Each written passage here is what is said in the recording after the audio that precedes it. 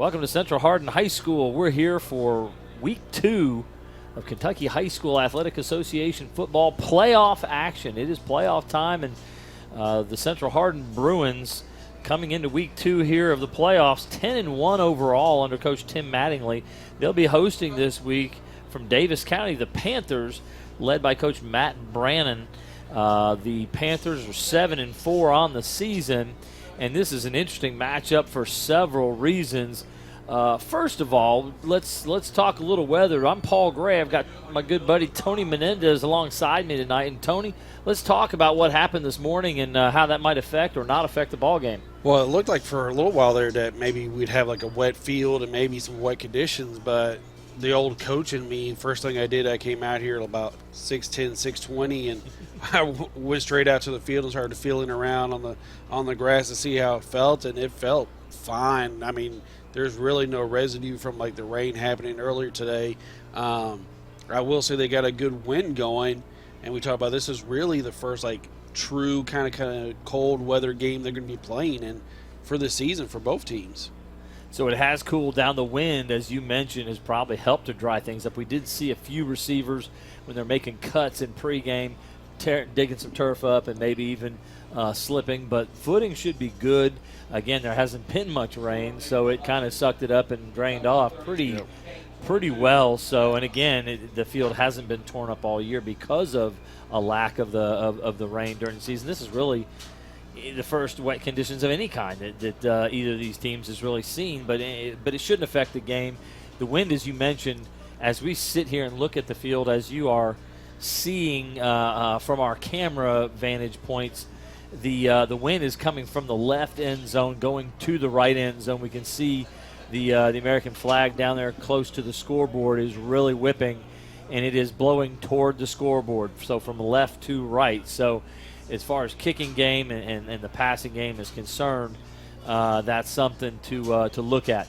So, Tony, again, we've got Daviess County here, 7-4. They were the number 2 seed behind Henderson County from their district. Obviously, Central Hardin, the number 1 seed from our district here. Give me prediction and thoughts about the outcome of the game and what we might expect. Well, I think fortunately, for myself with you, we've had a kind of a string of bad luck of having a bunch of blowout games, and I don't think it'll be that this time around. I think it'll be a good hard-fought game. They've seen each other, not just on film, but also in person. They've had a couple times during the preseason kind of thing where they've scrimmaged each other, not just this year, but a couple years before that. So they kind of have some familiarity with each other. It's not like they're going in blind into this game. I would think the Bruins have the leg up in this game just because, which is I hate it for the Panthers. They've lost probably one of their key players before this game. So Tony mentioned the familiarity of the two teams. So they've scrimmaged, as you mentioned, and very even. Yeah. And so, interestingly enough, however, it was a 7-0 scrimmage this year, and it was Daviess County who won, and they scored on the first offensive play in the scrimmage. It was the big running back Bryson Parm who scored on a 70-yard touchdown. And Bryson Parm, through last week's ball game, has 1,468 yards and 16 rushing touchdowns. He has been an impressive player, the best player on this Daviess County team. He's out, folks. Broke his ankle in the last series against North Hardin last week. They had a tough, tight ball game, 34-27 win over North Hardin.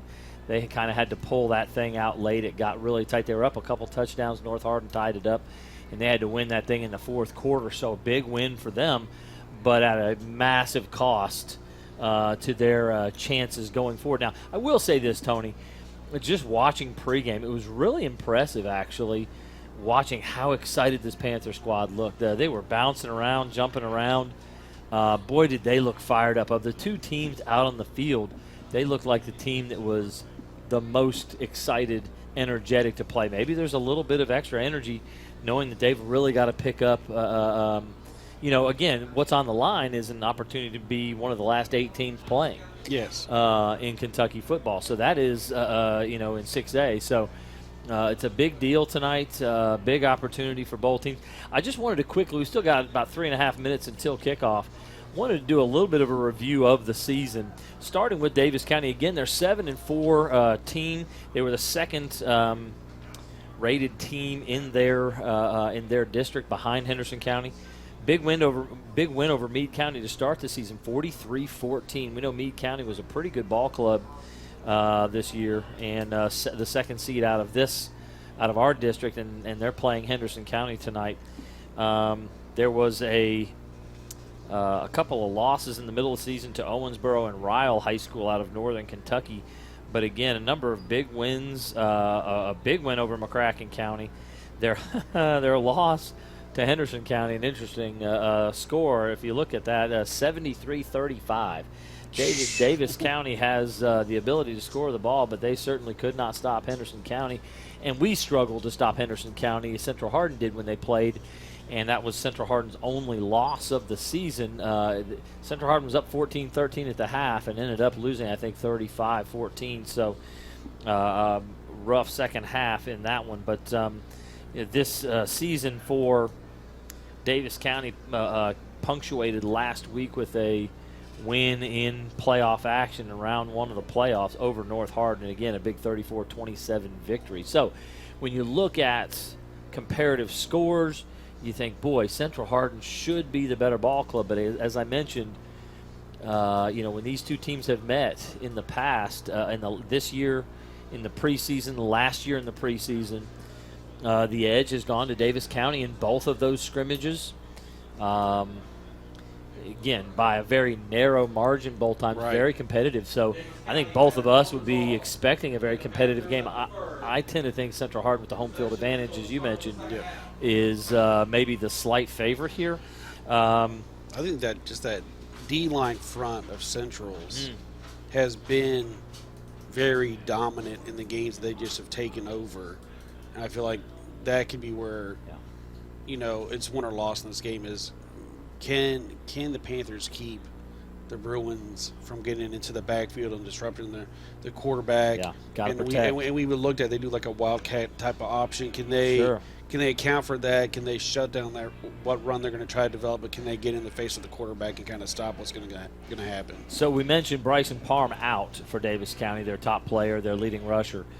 Let's not forget, however, this team is a very solid passing team. Lake Wilson, the quarterback, 1,422 yards this year, 15 touchdowns and 4 interceptions. So he's been fantastic this year. That's number 9, Lake Wilson. Number 8, Jack Ball, is their second leading rusher on the season and their second leading passer. He's actually thrown 71 attempts. As Tony just mentioned, they have a wildcat package that they will run. And Jack Ball is the quarterback in that Wildcat package there. He will be a runner and a passer, so that's number 8, Jack Ball. They've got a number of really good receivers. Luke Floyd with 32 catches for 660 yards. That's number 5, Luke Floyd. Now, number 10, Decker Renfro is someone to watch for them. 25 catches. He's got 10 touchdown catches on the season. Had an ankle injury. This is his first game back after missing 2 weeks. So we'll see how Decker Renfro, number 10, looks for the Panthers. Russ Crow and Tyson Sharon, also big producers in that wide receiver core. So they may have to lean on the passing game a little bit here. We'll see how the wind might affect that. It looks like they'll be kicking off and kicking into the wind. So the Panthers will have the wind in their face here in the first quarter. The Bruins will have the wind behind them.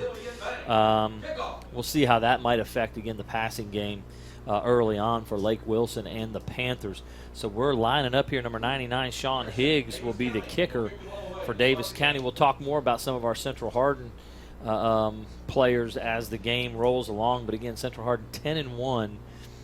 Fantastic performance last week. 33-6 victory over Owensboro Apollo. So high expectations, high hopes for this Bruins squad coming into tonight, and hoping for even more in the future here. So All right, Higgs lining it up. We're ready to go, Tony.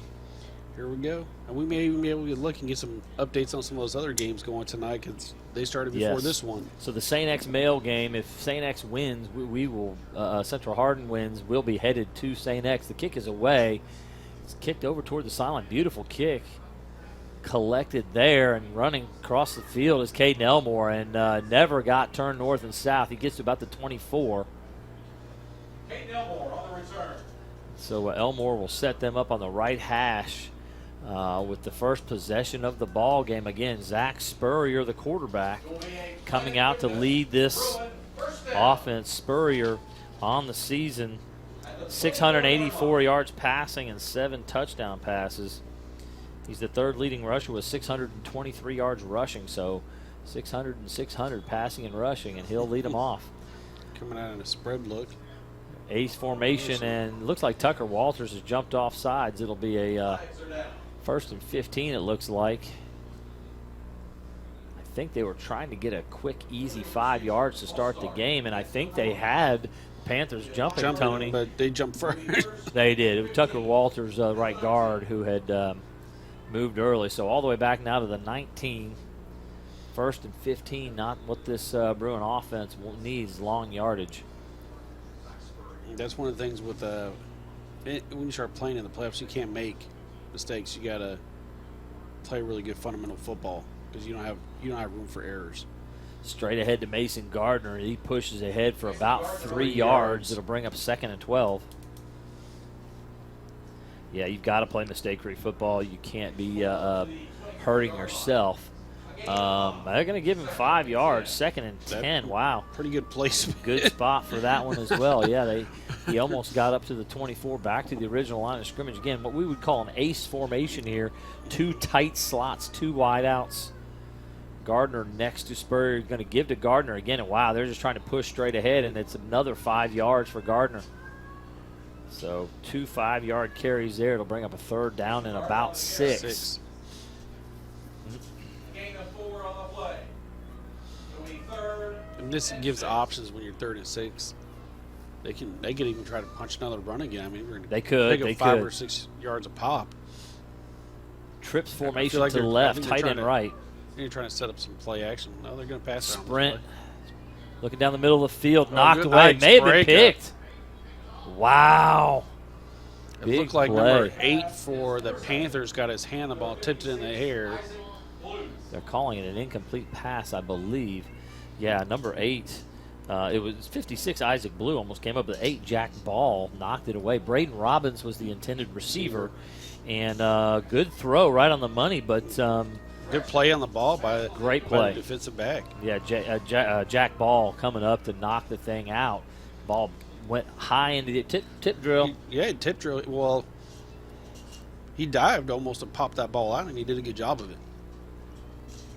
So it looks like Braden Robbins coming off a shoulder injury. He's been out the last couple of weeks. It was feared he had broken his collarbone, but he's back in the lineup tonight. He's punting it away. Got the wind at his back. High kick, which will help. Man, that thing's going. Over the head. It's rolling. Somebody's got to hustle and get down there and stop it before it gets to the end zone. Wow. What a nice kick and a good bounce. The wind carry that aided. Yeah, that so let's like, see. 42 and 22. 64-yard It looks like they're on the 8-yard line. Yeah, 64-yard punt for Braden Robbins. The ball was at the 28 on their side of the field. And I mean, it looked like for a moment it was going to carry all the way into the end zone. Man. So, again, you're seeing already what the wind can do for you. Oh, my goodness. And now we'll see how it will affect the passing game of the Panthers. They're now backed up in their own end zone. Well, now I also can see the flag for the Central on the sideline, and it's blowing hard. Yeah, they have so this their must flag. have picked us since we've been out there. So trips right, formation, wide trips. I think they are going to run the football. It looks like they may have got a false start on that one. Central Hardin guys all jumped and pointed, saying offsides, but we'll see. I haven't seen it really. It is offside. It's on the Bruins, actually. They thought someone on the offense had jumped. Now, listen. They all pointed into the backfield. The back can move. He can't jump and flinch, but he can move and set himself. His hand's not on the ground. He can adjust what he's doing. And so, wow, they've just let the Panthers out. So there's 2 early penalty errors for this Bruin squad that could be costly. So 1st and 5 now from the 13.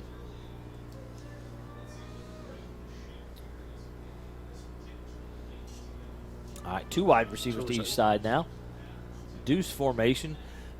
Oh, they just Not ate much that there. up.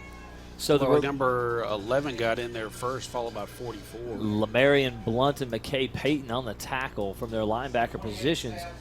That's Sam Oberst, number 28, the junior running back, is going to take the place of Bryson Parham tonight, and we'll see what he can do. He only picks up a yard on his first attempt here. It's 2nd down and 4.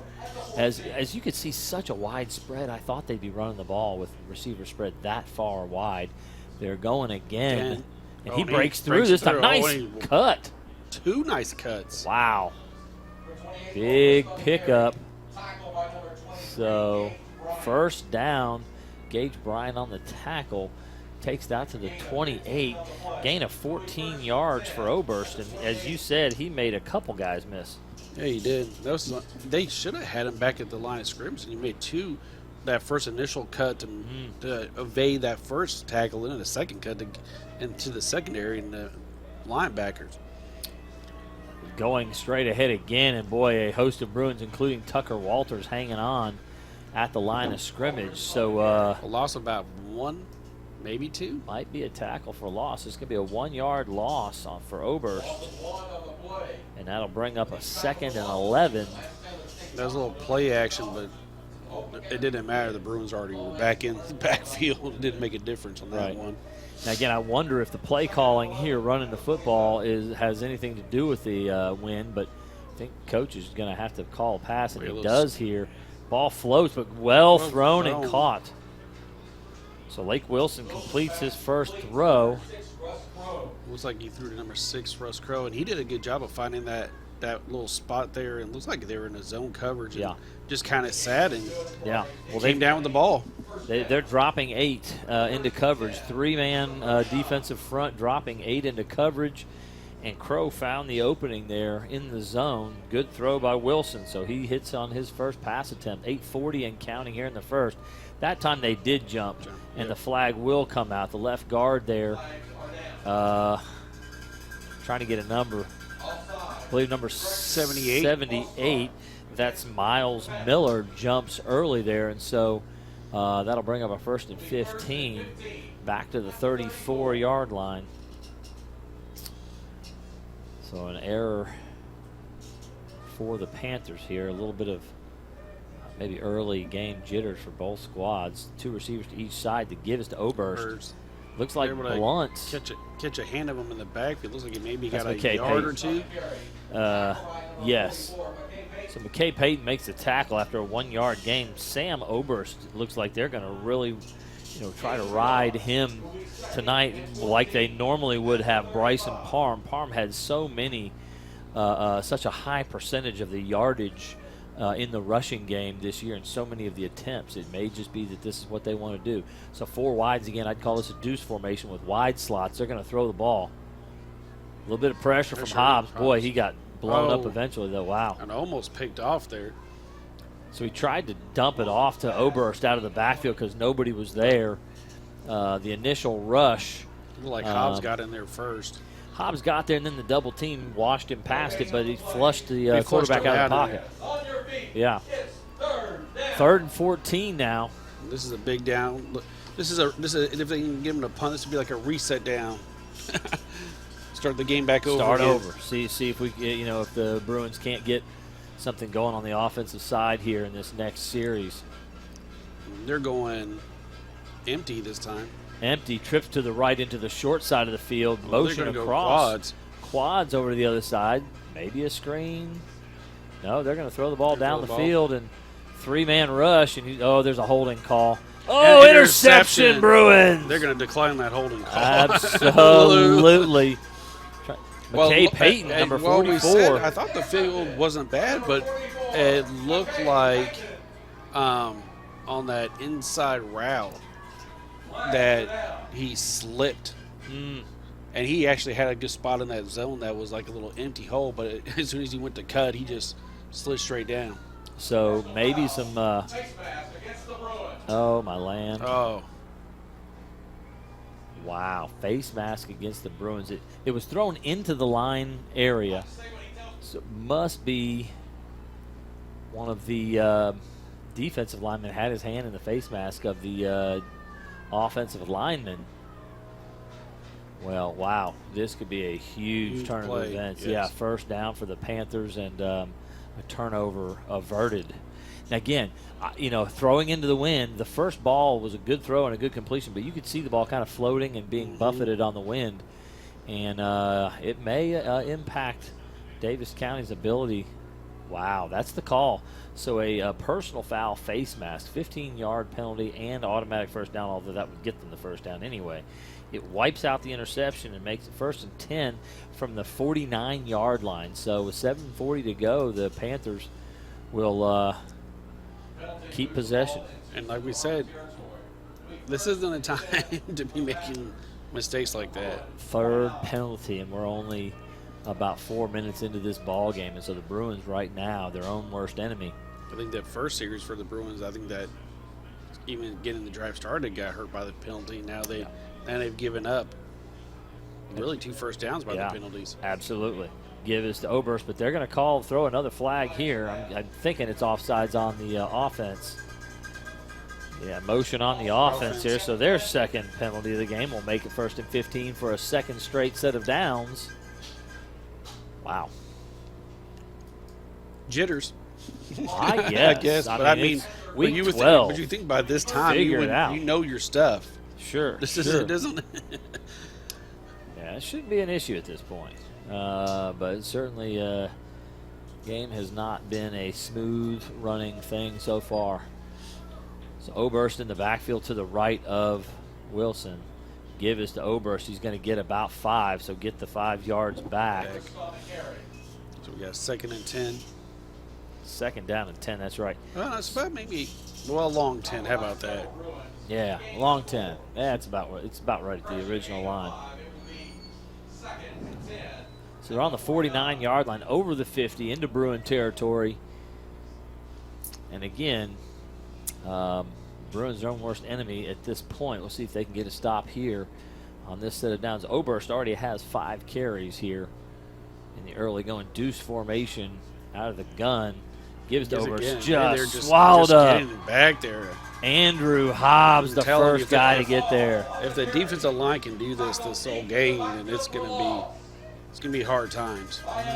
That was actually not Oberst. That was Ball on the carry, number 8 that time. He's the running back / Wildcat quarterback who has thrown the ball quite a bit this year as well. So we're going to say a 2-yard loss for Ball on the carry. Yeah, we got about a 3 and 13-ish. Yeah, 3rd 12, 3rd and 13, somewhere in that area. It's back on their own side of the 50 now. 3rd and 12. So 2 receivers to each side, that deuce formation look. Very wide set from the running back. And, oh, boy, there you go. Shovel pass right there. Shovel pass. He's getting close. Ball, big pickup, short. Let's see where they place it. That's yeah, he's 2 yards short. He's 2 yards short. So it'll be 4th and 2, though, in Bruin territory. I wouldn't be surprised. This is a go-for-it situation, oh, I think. You would think. I put him here. Yeah, no. So 10-yard, it's going to be a pass. Going to be counted as a pass play. But when you see that running back set wider than normal, it's either a sprint out pass and he's trying to get out there to seal the edge, or some other sort of like quick toss to him, or in that case, they went with a shovel pass. So they are setting up the punt. Wow. On their own 42. They may be faking it. You'd want to leave. Blocked. I think that was Walters. Yes, he got Tucker Walters. So the Bruins will take over at the 48-yard, maybe the 47-yard line. Wow. The two back set that are there to protect the kicker just watched Walters come through and kill the ball. They didn't even come up to stop him. So several errors. When you're an up back, like Tony said, you have to step up and meet rushers. You can't step back into your punter or just sit there and do nothing. The punter also looked like he was only about 10 yards back. Usually 12 to 13 yards is a normal alignment. He was a little tight. That's there's something wrong where there. he was at. That's why I thought first maybe they're going to fake it. Yeah. Because of where he's lined up, and with the 2 up backs back there with him, that they would lead block or do some kind of like. Interesting look here defensively. It looks like a 6 front. Going to give to Meredith on the jet sweep. Lots of space. Turning it up and running down the sideline. He's got it. Oh, blockers in front still. Touchdown, Bruins. There you go. 52-yard touchdown run from Walker Meredith. Now, Tony, they babied Meredith a little bit last week. He only carried it about 4 or 5 times last week because of an injury the week before. Boy, he looks like he's ready to rock tonight. And roll now. He sure is. 52-yard touchdown run for Walker and they Meredith. brought like a bear front with that almost like a 6'2" defensive look there to so say, hey, we're going to stop the run. You're not going to run. They said never. It was a 4 front, and they brought the corners up because they the Bruins played it a little tighter. So the corners were like up on the edge, and that corner was not ready to handle the blocking that he saw. And so ball knocked through by Case Van Bleinberg. Big kick for Case. 7-0 Bruins with 5:07 to go, and so they've turned the tables here after a rocky mistake filled. A great special teams play. Yep. Leads right into a score. That's a lot like whenever you can get a turnover real quick from a pick, and then you hit them real quick with a big play, and they're not ready for it because they weren't expecting like that situation to happen that way. So quick turnarounds leading to scores, and it did there. And you mentioned special teams, so a 64-yard punt on their first punt, and now a blocked punt from the defensive squad. So that's that's a pretty big deal.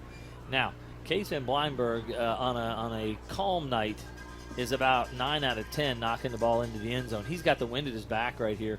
There are some, I would say there's some cars in the parking lot that are dangerous, but the construction zone may be in a little danger here. If he hits this one well, it'll be back there by the. I know there's some kids back there playing back behind the field. They probably going to get. They might want to pay attention here because here comes the ball. Scoreboardish area. Let's see if he can hit that "We Are Central" sign back there. So last week he actually going the other direction, hit the crossbar on a kickoff with very little wind. So we'll see if he can hit one real solidly here and send it through the back of the end zone. He hits the bottom of the ball, not hit very well, but it is 8 yards deep in the end zone, even though not hit very well. But it's nice to have a kicker that's good enough to where he doesn't hit it good, and it's 8 yards deep in the end zone. Well, good start for the Bruins here with a 52-yard Walker Meredith touchdown run on a jet sweep. Does that make up for those penalties earlier? So recovery from those early mistakes. Defense holds even after a big personal foul. So Panthers take over 1st and 10 from their own 20-yard line. 5:07 to go here in the first. Quarterback keeper this time. That may be Ball with it. It is number 8. The Wildcat quarterback is in the game. It's maybe a yard, if even that. Yeah, I don't know, man. That would be pretty generous. I'm going to say no gain, even though he may have got a foot. So Jack Ball. No gain on the play. It was almost a Twins look, but they kept the inside receiver played tighter and came across the lead block, but nothing doing. They got a trip set here. Empty formation. They get it to the short side of the field to the slot receiver, number 5, Gets our first Luke down. Floyd. So about a 12-yard gain for Floyd. Good throw and catch for first down. So Wilson right now. Now we have seen games where the Bruins, when they play against a team that throws a lot, have had some issues, but This is an interesting move right here. They pull safety Jackson Engstrand off the field, put defensive tackle Andrew Hobbs in the ball game. So they've got a 4-man front look out there right now. Maybe expecting a run right here. There's a tight trips formation to the short side of the field here to the left. 56 in motion there. That's Isaac Blue. They're going to run the ball and nothing doing. So listen, when they saw the change at quarterback and Jack Ball in, they made the adjustment right there. And the only time that that Wildcat look can really work is if So you You see, throw every once in a while out of it. that's right. Well, it helps too if you can keep your same personnel on the field. But they just switched personnel back, did the offense. So Lake Wilson back on the field for at the quarterback position, and Jackson Engstrand back on the field at safety, back to a 3-man front for this Bruins squad. Wilson's going to make the same throw. Whoa, almost intercepted there. So number 23, Gage Bryant, almost made a interception on that play. They were trying to throw it to number 5, Luke Floyd, on the same play they had just run before.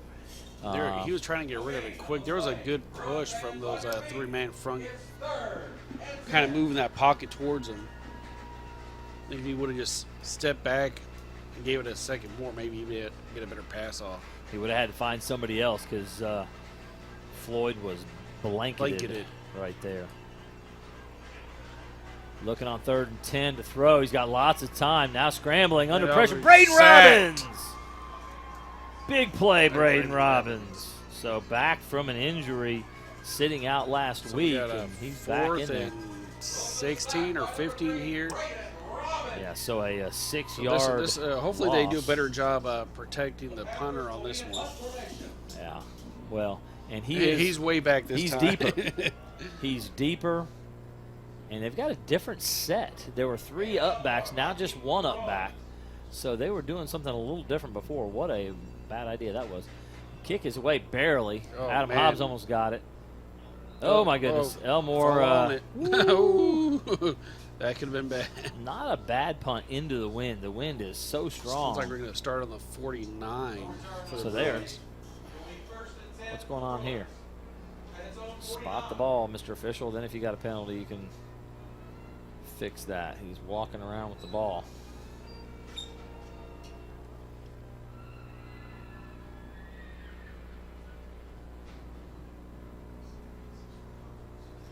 I'm not really sure what's going this on is here. a I don't see a strange- flag. I don't see nothing. Yeah. I don't know what's happening here. Going to come over and talk to Coach Mattingly. And so it was a fair catch called. It bounced off of Caden Elmore, but he jumped on it immediately.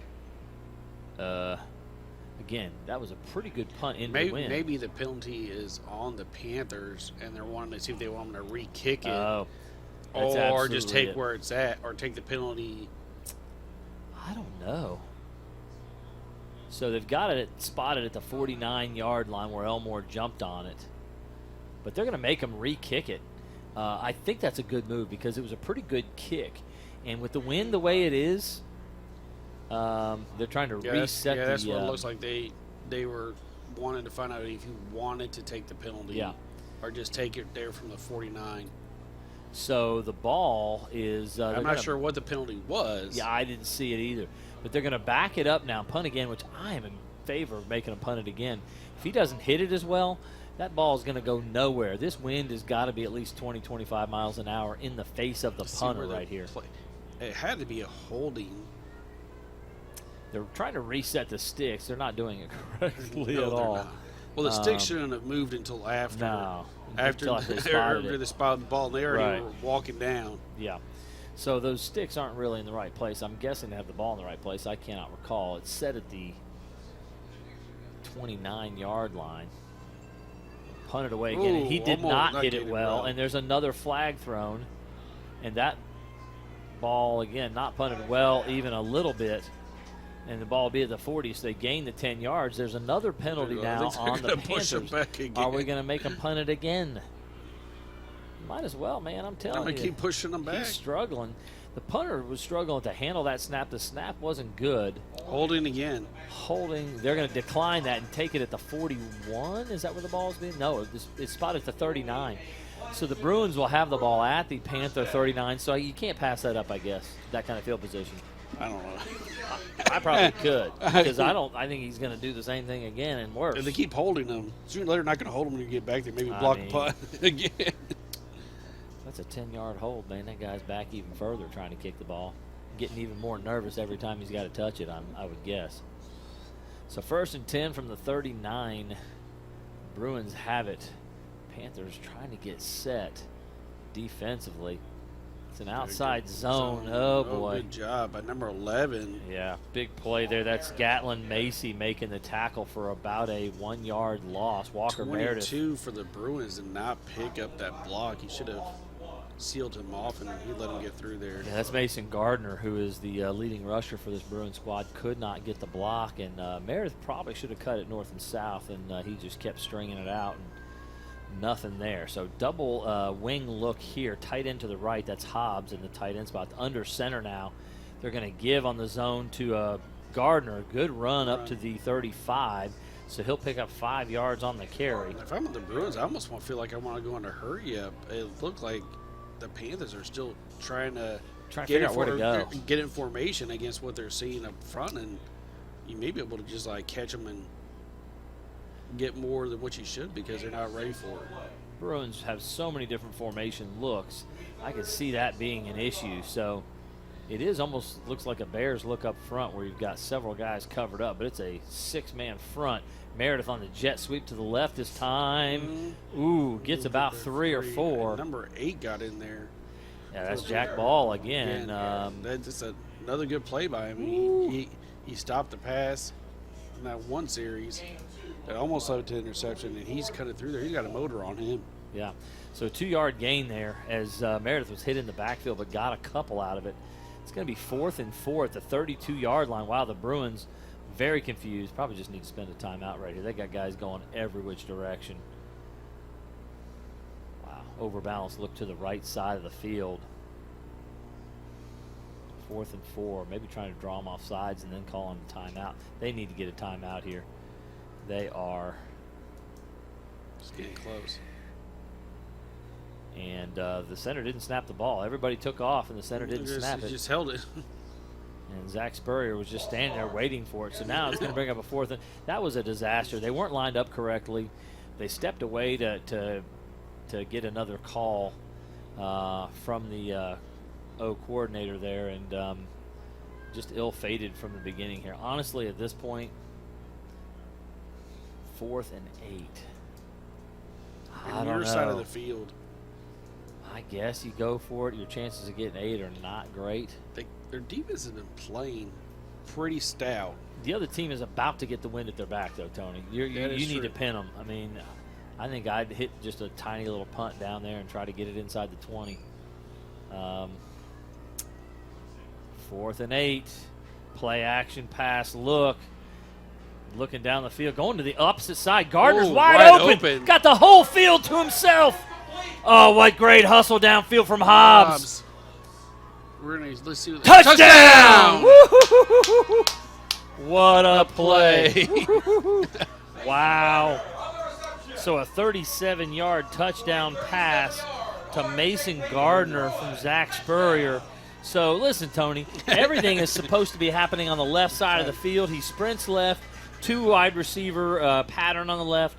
Nothing there. He turns around and sees his running back. He's wide open. He's just standing over there. Yeah. So I don't think that's a planned throwback, but he was wide open there, and the hustle from Adam Hobbs to get down the field and get a block in front of him so that Gardner could score was fantastic. So which led to the touchdown. To the touchdown. Could have been 1st and goal, but touchdown because of the hustle. So good hustle play, good improvisation from the quarterback, Zach Spurrier, to get that to make that play. We got 7.5 seconds to go here in the first quarter, and the Bruins are up 14-0. Now what we'll see now is we thought this was going to be a super evenly matched game. Maybe the Bruins are that much better and they'll continue to dominate, or is the win going to make that? Yeah, is it going to make the difference in what's going to happen here? In the second quarter. That's what we'll have to see. Again, Central wants to run the football mostly anyway, so the win may not affect them as much. Well, now you're saying the tendency is if you've got a 2-score lead and you're home starting off the game, odds are you're probably going to win the game. Well, yeah, you sure do like your odds at 14-0 after one quarter. Van Bleinberg will set to kick here. And again, he's got the wind at his back for this kickoff, so that's helpful. That's not set here. in stone, but it's no, it's absolutely. good odds. And again, this Daviess County offense, with the ability maybe to throw the ball a little bit more with the wind, may be able to. And that was about 5 yards deep in the end zone as well. So the Panthers will start at their own 20, 1st and 10 here. 7.5 seconds to go here in the first quarter. They'll have one play.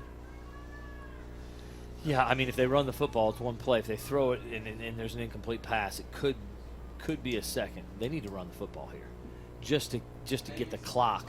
And flip maybe sides. get a couple yards, flip the field. That win has not stopped. It's been kicking this whole game. Absolutely. So you have to. So if you run it, then at least you're going to get the win for 2 plays in this first series. So trips formation to the right. Give is to Oberst, number 28, and Gage Bryant there to make the tackle. Maybe a yard on that one, less than a yard. Yeah, along with Brandon Barnes. We'll see what the spot. I think they're going to give him a little more than that too, probably. So Oberst picks up 2 yards. When we flip the field here at the quarter, it'll be a 2nd down and 8 for the Panthers. This is Hardin County Education and Community Television student production. HCEC-TV is a division of Hardin County Schools. Live Channel 1 programming sponsored in part by Brandenburg Telecom, providing service for all your telecommunications needs. Physical Therapy Associates, more personal attention for more effective results, with locations in Elizabethtown, Hodgenville, Radcliffe, and South Louisville. Online at physicaltherapyky.com. eTownApartments.com by Mark Harris Construction. Take a virtual tour today at eTownApartments.com.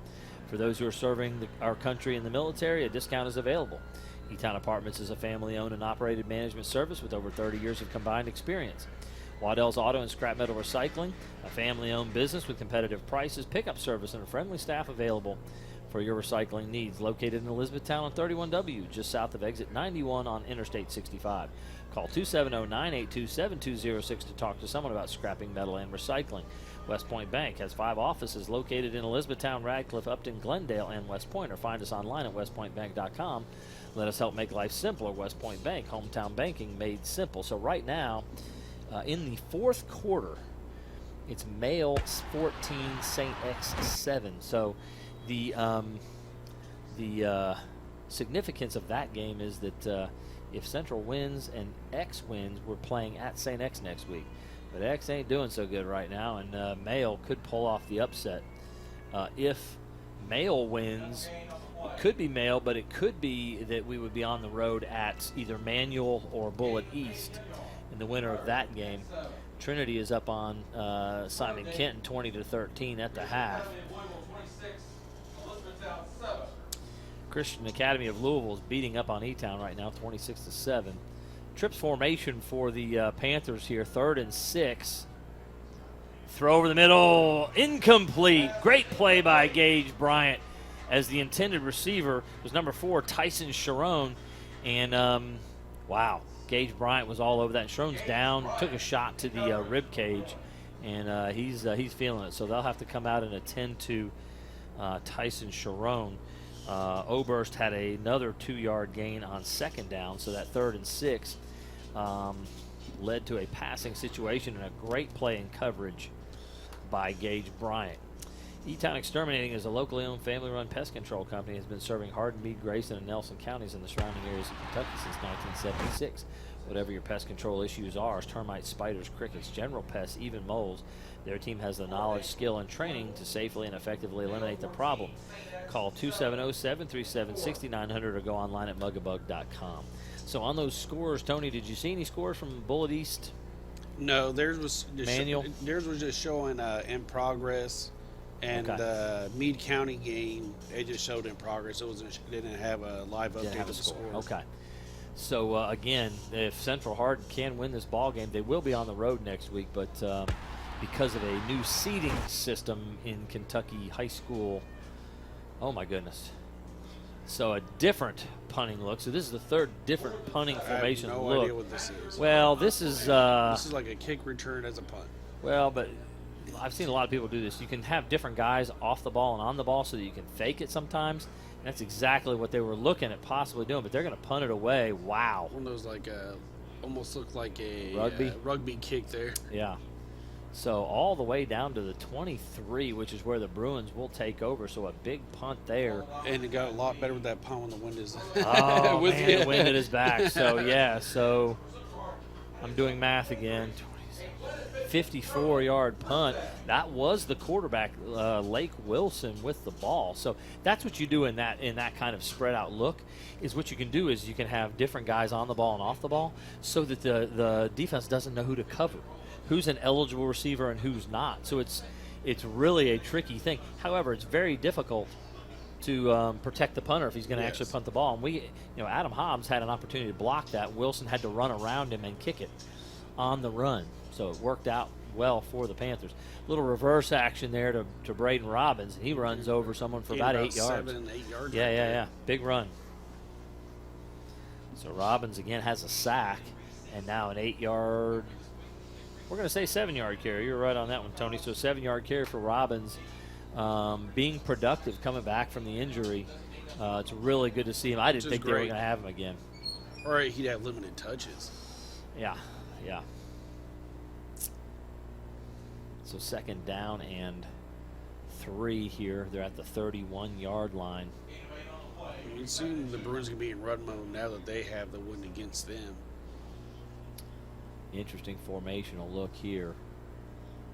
Tight end left, now motion across. They're going to give it on the jet sweep to Meredith, and he turns it up again. Gains about about 10 on the carry. Yeah, so Walker Meredith 9 or 10-yard gain on that one.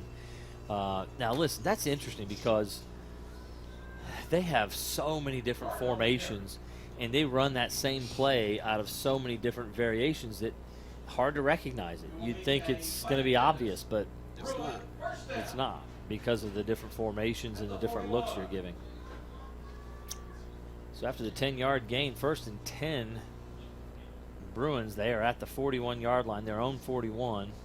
It's a million variations of wing tee. Exactly. Jet sweep. All kinds of differences. So, wow. Direct snap. Wow. Wasn't supposed to be, I don't think, Tony. So jet sweep again, and Walker Meredith caught the snap. Look about it like another. The spot's hard to see there. Wow, about 6-yard gain. So Walker Meredith picks up 6 on that one. Be 2nd down and 4. I'm still kind of looking at the defense to see if I can figure out what they're trying to do. It's a 4-man front, and they're bringing their corners up tighter when it's a tight formation on that side. Obviously, the corners are spread way out when there's a wideout. So in this case, trips formation to the left. Whoop. Nope, they're switching. Wait a minute, they're switching them. And now there's a timeout. So the Bruins will call a timeout. They didn't like what they had called. Guys were running in different directions to try to get set. 9:31 to go here in the 2nd quarter. This is a HCEC-TV student production, division of Hardin County Schools. Special thanks to our live sports coverage sponsors: Brandenburg Telecom, Physical Therapy Associates, Waddell's Auto and Scrap Metal Recycling, eTownApartments.com, West Point Bank, and eTown Exterminating.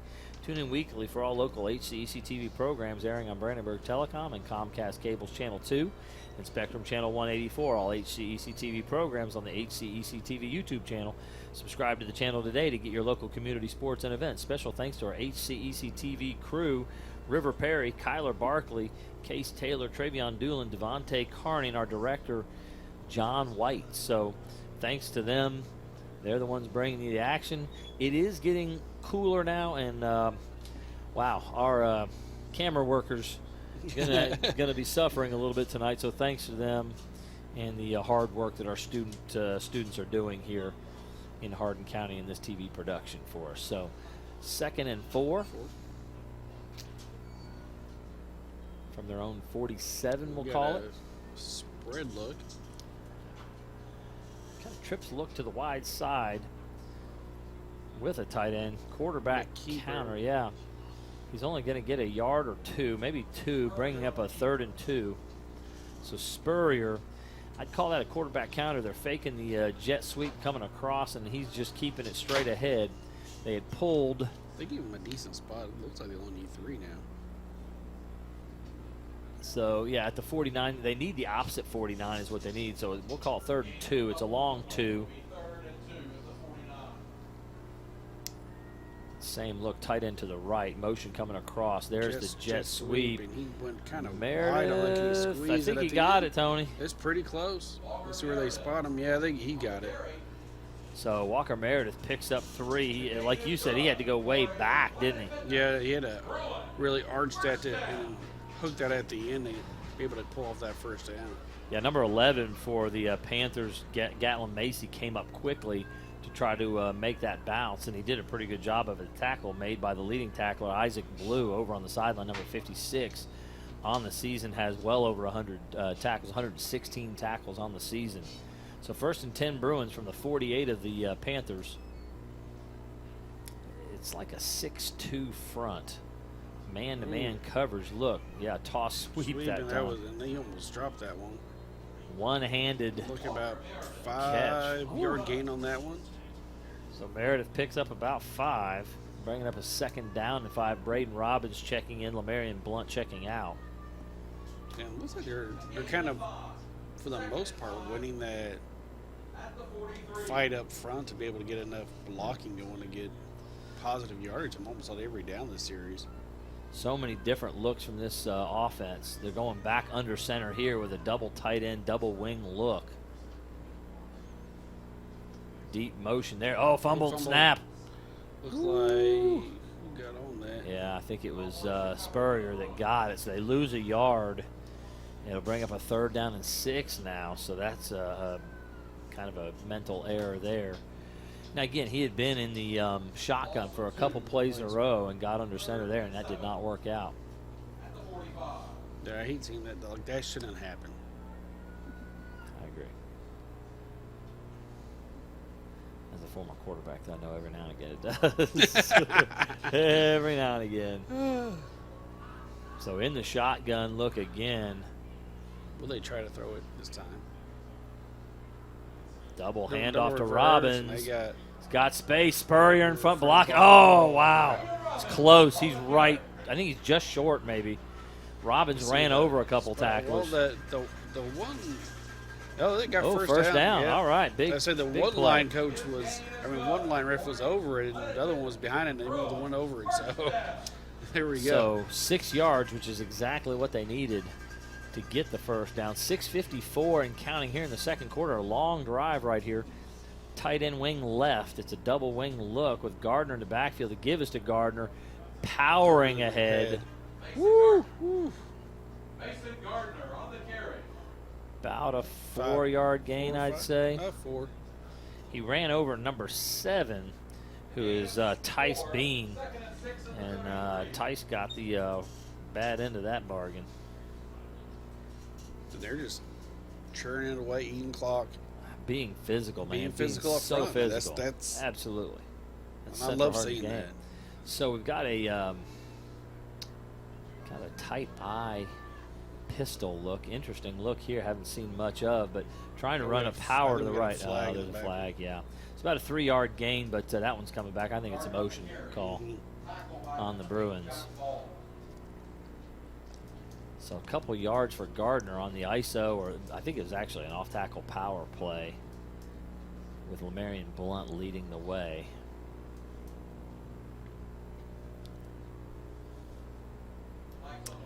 And it is a motion call on the Bruins there. So that'll bring up about a 2nd and 10 now.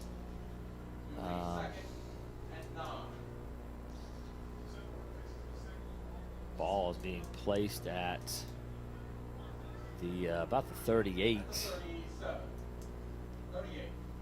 You got it right. They need to get it. Yeah, they need to get it to the 28 for a first down. So they need 10 yards here. 2nd and 10. It's 4-down territory. They've got 3 plays. No panic. No panic mode in this situation. Chunk it up. Get a piece now. Get a piece afterwards. Motion across. Quarterback looks like he's gonna sweep. Absolutely. Oh, lots of guys in front. 15-yard gain. Yeah. Wow. I love that one. So they went tight end, double wing. They motioned one wing across to go into a trips look. And then not only did you have the 3 blockers in the trips look, but then the running back led Spurrier. So you had 4 lead blockers out in front. It was a different version of almost like a single wing Yeah. kind of thing where like they shifted to a strong side type of thing and then just went with it.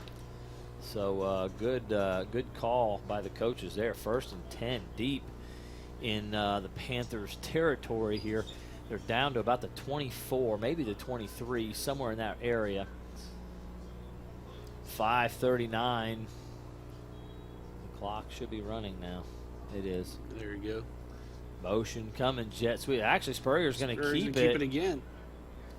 Not Nothing. much on that one. Nothing. Ooh. Ooh. Threw the quarterback down 15 yards behind the line. That's not something you ought to get away with. 69 Gilliam Nicodemus, and number 5 Luke Floyd there to make the play. It'll be a no gain for Spurrier. I'm surprised they didn't throw a flag on because they blew the whistle and he stopped. Yeah. It looked like he's going to turn to walk away and he just tossed him on the ground. 4:53 and counting. 2nd and 10 here. Off tackle to Mason Gardner. What a big push up front. That's a gain of about It's got to be 5 or 6. 6. Bring up a 3rd and manageable. Again, this has got to be 4-down territory. Yeah, I mean, where they're at. I mean, if you can get another score here, then stuff starts getting a lot harder to come back, even though there's another half of play. Absolutely. Yeah, this is a big series for both squads right here. For Davis County trying to stay in it, and for the Bruins to try to give themselves what would look like a pretty tough lead. Now, again, they've had it this whole quarter. Yeah, they're just eating the clock right now. Davis County had 2 plays, didn't get a first down, and it's been all Bruins. Oh, Who ball's came up with loose. that I think Davis has it. Sheesh.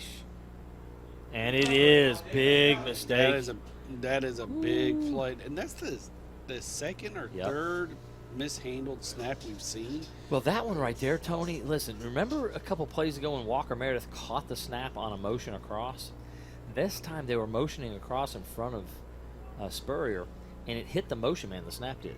It never got to Spurrier. I'm wondering if they built in a direct snap off a motion play. But I don't think so. I think that was supposed to be a jet sweep before, and Spurrier catching it and handing it off, and the ball was just there, and Meredith caught it.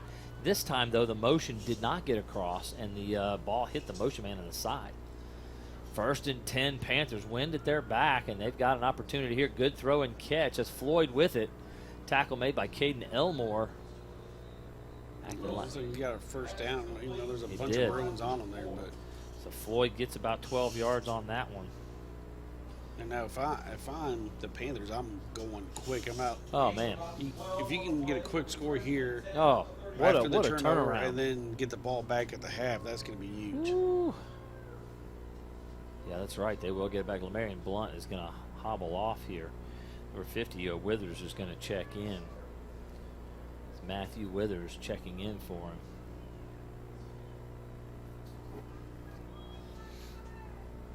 Again, it's Lake Wilson in the shotgun formation, 2 wide receivers each side.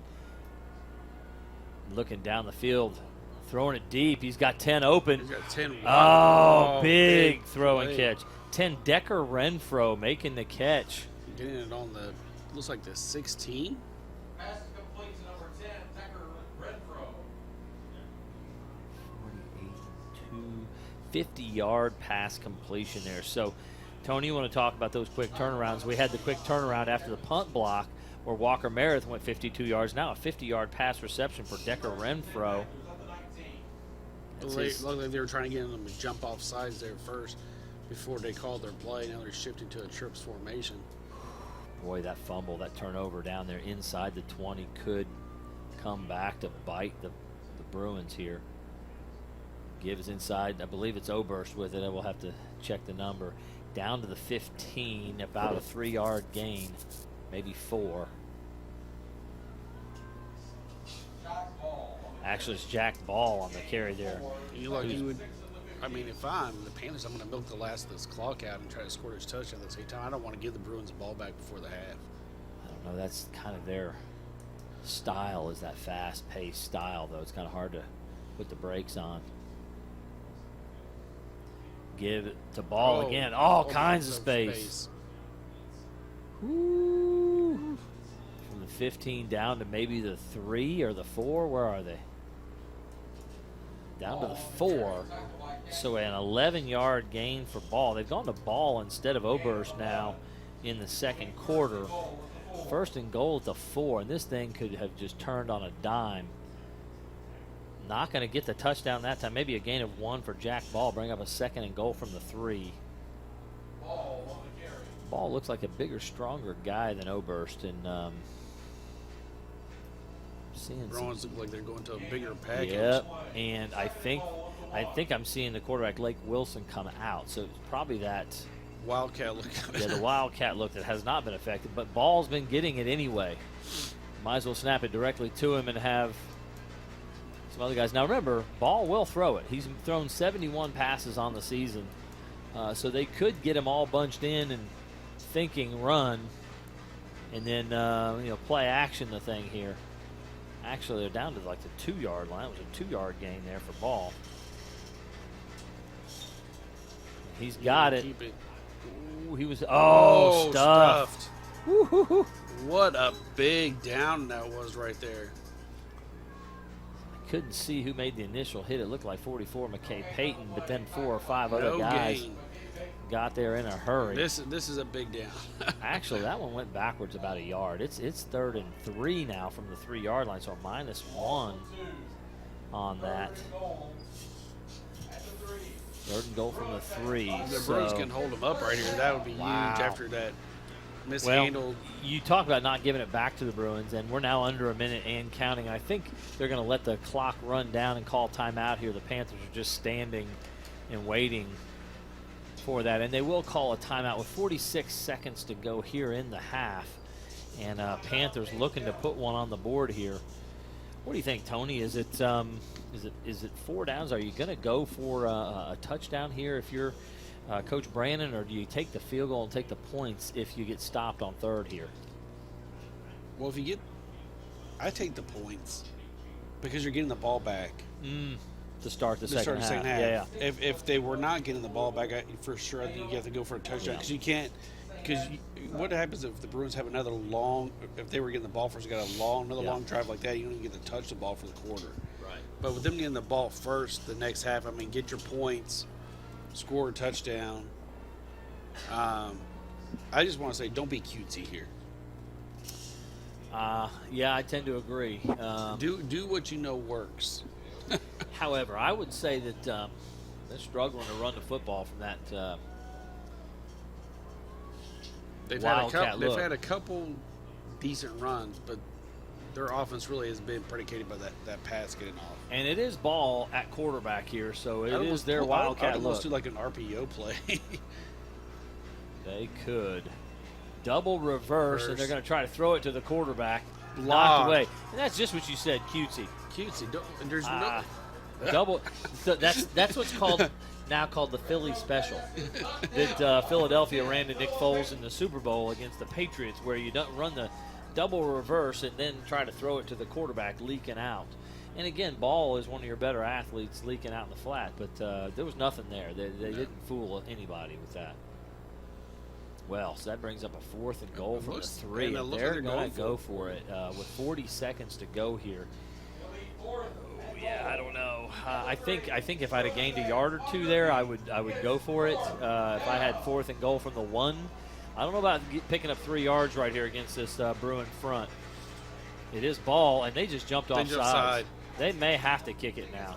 Either that or bring Lake Wilson in at quarterback and run their pass offense, which I think if they had stuck with that before, they would have been fine. And I do see the kicker running onto the field. That's number 99, Sean Higgs. Wow. Well, Wow. What a this is the icy kicker time. Yeah.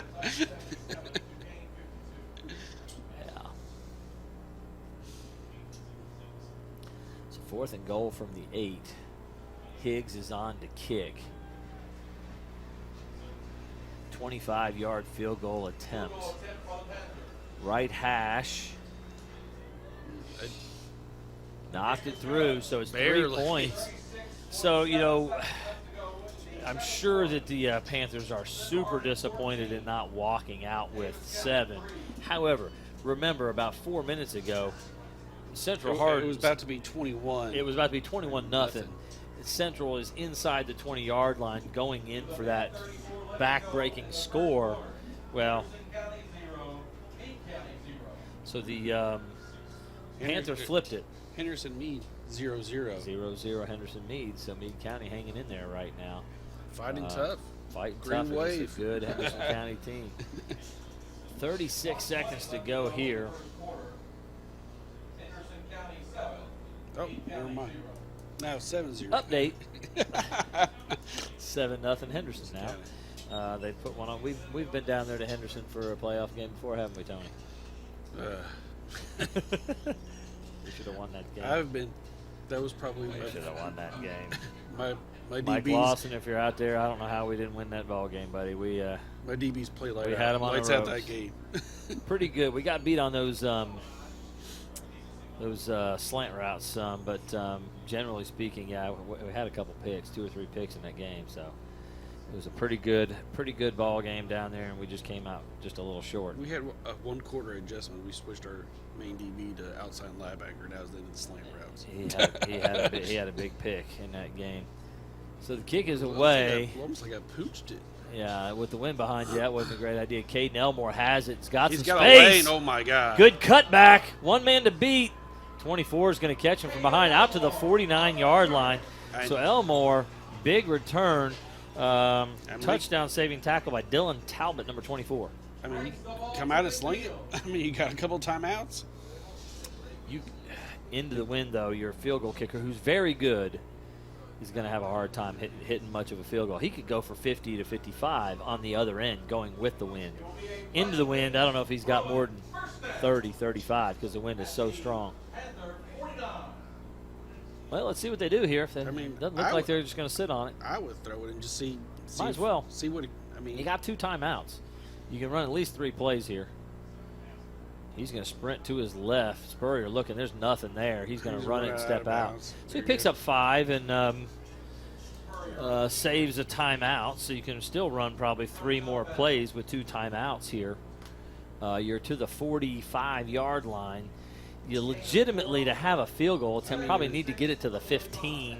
That would make it a 32-yard field goal attempt. That would still be tough with the wind. I'm lining up my biggest receiver. So they're still playing the 4-man front. 2 deep shell, actually kind of like a 4 deep shell. Spurrier stepped up into the rush that time. Yeah, they need to call timeout if they're going to continue to try. They're not. They're going to oh, wait a minute. Yep, there's the timeout. Took him a while to get it called, but no gain for Spurrier as he scrambled upfield. He's just not seeing anybody open there, Tony, and so he's having to improvise. We'd also like to thank NFHS, the National Federation of High School Sports, and its support in providing live streaming service. Contact nfhs.com to subscribe today for that service, and I've been giving commercials for that all year, Tony, because I've been watching NFHS a lot. Well, they've got number 6 on the Panthers, who is playing, I think he's playing defensive back. Russ Crowe, yeah. I'd put Hobbs across from him. Throw it up. Let's see. I mean. Yeah, taking advantage of the size of your big tight end is something that we have not done a lot of. But, yeah, some sort of seam route where you get one-on-one with a linebacker or a DB. He's got a size advantage there. It's going to be Elmore down here on the bottom, I think.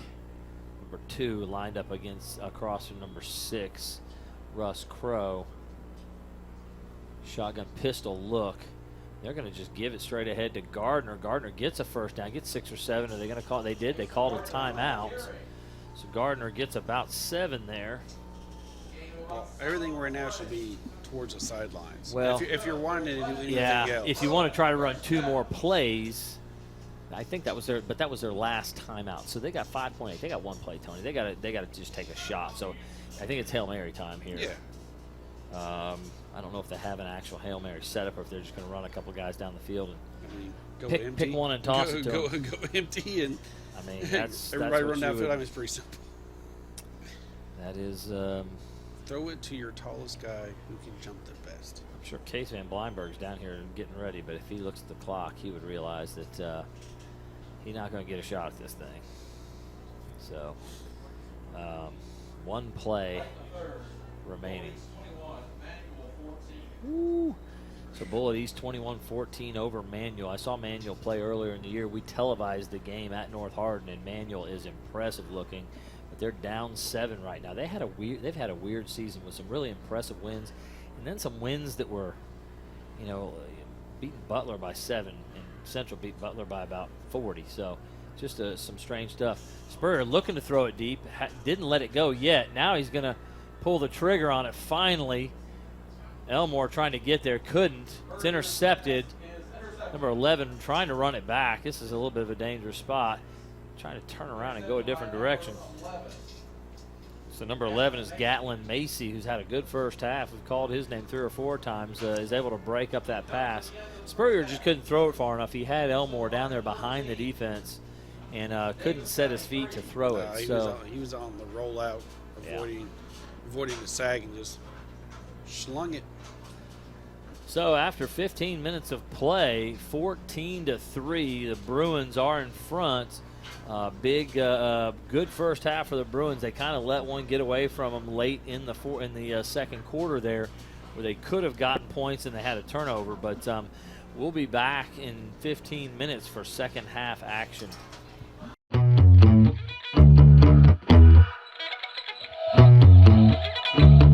I'm Jarrett Cox with HCEC-TV. Today we're going to talk a little bit about Brandenburg Telecom, and we have Shane Witt, Customer Relations Manager for Brandenburg. Shane, how are you? I'm doing good, thank you. Can you tell us a little bit about yourself? I started working for Brandenburg Telephone Company in January of 2011. I've been there for almost 12 years now. I've done a little bit of everything at Brandenburg Telephone. Started out on line crew. I've done some troubleshooting, installations, dispatch. I keep telling people they can't find anything I'm good at, so they just keep moving me from department to department. Well, they could call you a jack of all trades. So, can you touch a little bit on the background and the history of Brandenburg? Yeah, so we started in 1950, established in 1950 from the former Meade County Telephone Company. So we're going on over 72 years now in the community. We started out with just telephone services, and now we're doing internet, cable, security, and surveillance. And we offer a new line of cameras called Arlo, and we also offer our BBTel Blast Wi-Fi services. You know, I know that BBTel Blast, there's so many exciting things about this service. Can you touch a little bit more on that? Sure. Yep. So for the past year now, we've been deploying our BBTel Blast Wi-Fi, and what that has really done for our customers is it put them in control of their Wi-Fi. So there's a lot of features like parental controls, setting schedules of when their kids can be on the internet, setting up new networks without having to call in. Of course, we're always welcome our customers to call us, but now we have an option for customers who like to take care of those things on their own. And somebody that has a small little nephew that loves to get into everything, it's so important to be able to kind of restrict what they get into and what they might accidentally stumble upon on the World Wide Web. Absolutely, yeah, and my kids probably don't like it that we have that app, because anytime they get in trouble, I can just turn their internet usage off just by my telephone. It sounds like something you can't not have. That's right. After having it, I couldn't imagine not having the capabilities of controlling my internet without having to call into the office. So can you talk a little bit about how important it is to invest in the community? Yeah, so it's really important to invest in the community, invest into kids and that want to take advantage of our co-op program and student workers, because a lot of those kids that we've used for co-op program have decided to stay at the telephone company, and we have some people, that's where they started, and they've been there for 20 plus years now. So it's really important to invest in the community, because it often comes back. Hardin County is just one of the greatest areas in the state, and I'm biased because I work here. But you know, so many great talents, and just being able to find just those diamonds in the rough and be able to just watch them grow, just from that young age, and people that are potentially future customers of Brandenburg that get to work there and experience all the stuff that you all have to offer. And speaking of all the things that you have to offer, you've been so gracious to help us provide live sports coverage for the past 20 years. You and Brandenburg Telecom are the only reason that we're able to show all the parents out there their kids in live sports action every week, sometimes multiple times a week, and we just have to thank you. Yeah, so it's a good partnership and relation that we have with HCTV, and a lot of our student workers that come through Brandenburg Telephone Company in our central office, they aid support with HCTV, and it is a good service to give back to the community. You know, myself, I have a son that plays soccer, and sometimes in Hardin County, and you know, I may not always watch it on Channel 1, but it's kind of nice to say, you know what, I want to watch that when it comes back on. I want to see that play that I may have missed, and I want to see again. So I really enjoy the ball games that are shot by HCTV. You know, and always being able to say, hey, my kid was on TV. That's right. So if anybody wants service from Brandenburg Telecom, what's the easiest way to get hold of it? Yep, the easiest way is the old-fashioned telephone. Just give us a phone call and let us know what services that you'd like. You can always shop on our website and kind of get an idea of, you know, how much internet do I need. We do have some tools on our website that bandwidth calculators that let you say, okay, I have 10 TVs that I'm streaming on, and it gets you an idea of what package that you would need for your home. And with everything being connected to the internet now, something like that is so important because you may not realize all the devices that you have that's getting something from the internet. You're exactly right. And one thing that's really changed in recent years is it's not all about the download speeds anymore.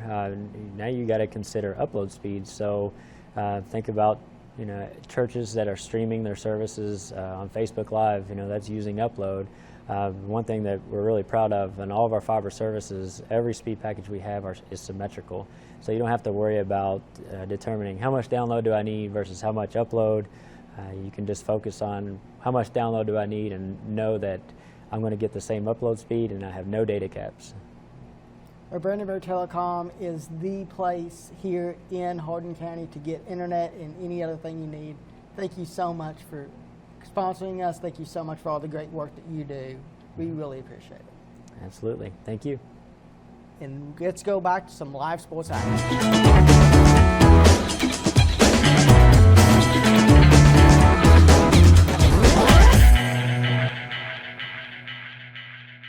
Welcome back to Central Hardin High School. We're getting set for second half action. We got about 4 minutes until the second half will kick off. Again, I'm Paul Gray. Alongside me, my partner, Tony Menendez. Want to go over some first half stats here and a couple big moments as well. So let's start with Daviess County. Daviess County quarterback Lake Wilson, 5 of 8, throwing the ball for 95 yards. The big strike was a 50-yard pass to Decker Renfro. Jack Ball rushing, 8 carries, 23 yards. Sam Ober, 7 carries, 24 yards. Again, Decker Renfro with 2 catches. He has 62 yards. Luke Floyd, 2 catches, 24. And then Russ Crowe with a catch for 11 yards. Total of 137 yards of first half offense for the Panthers. For the Bruins, 1 for 3 passing for Zach Spurrier, 37 yards. That was a touchdown strike to Mason Gardner. Big play for the Bruins. Zach Spurrier, 6 carries, 19 yards. Mason Gardner, 6 carries, 32 yards. And Walker Meredith, 7 carries, 77 yards. Braden Robbins back from injury with 2 carries for 13 yards. Total offense for the Bruins in the first half, 178. So 178 total yards to 137 total yards for the Panthers. And again, the Panthers picked up much of that on one big play down the field, 50-yard pass to Renfro. Now, the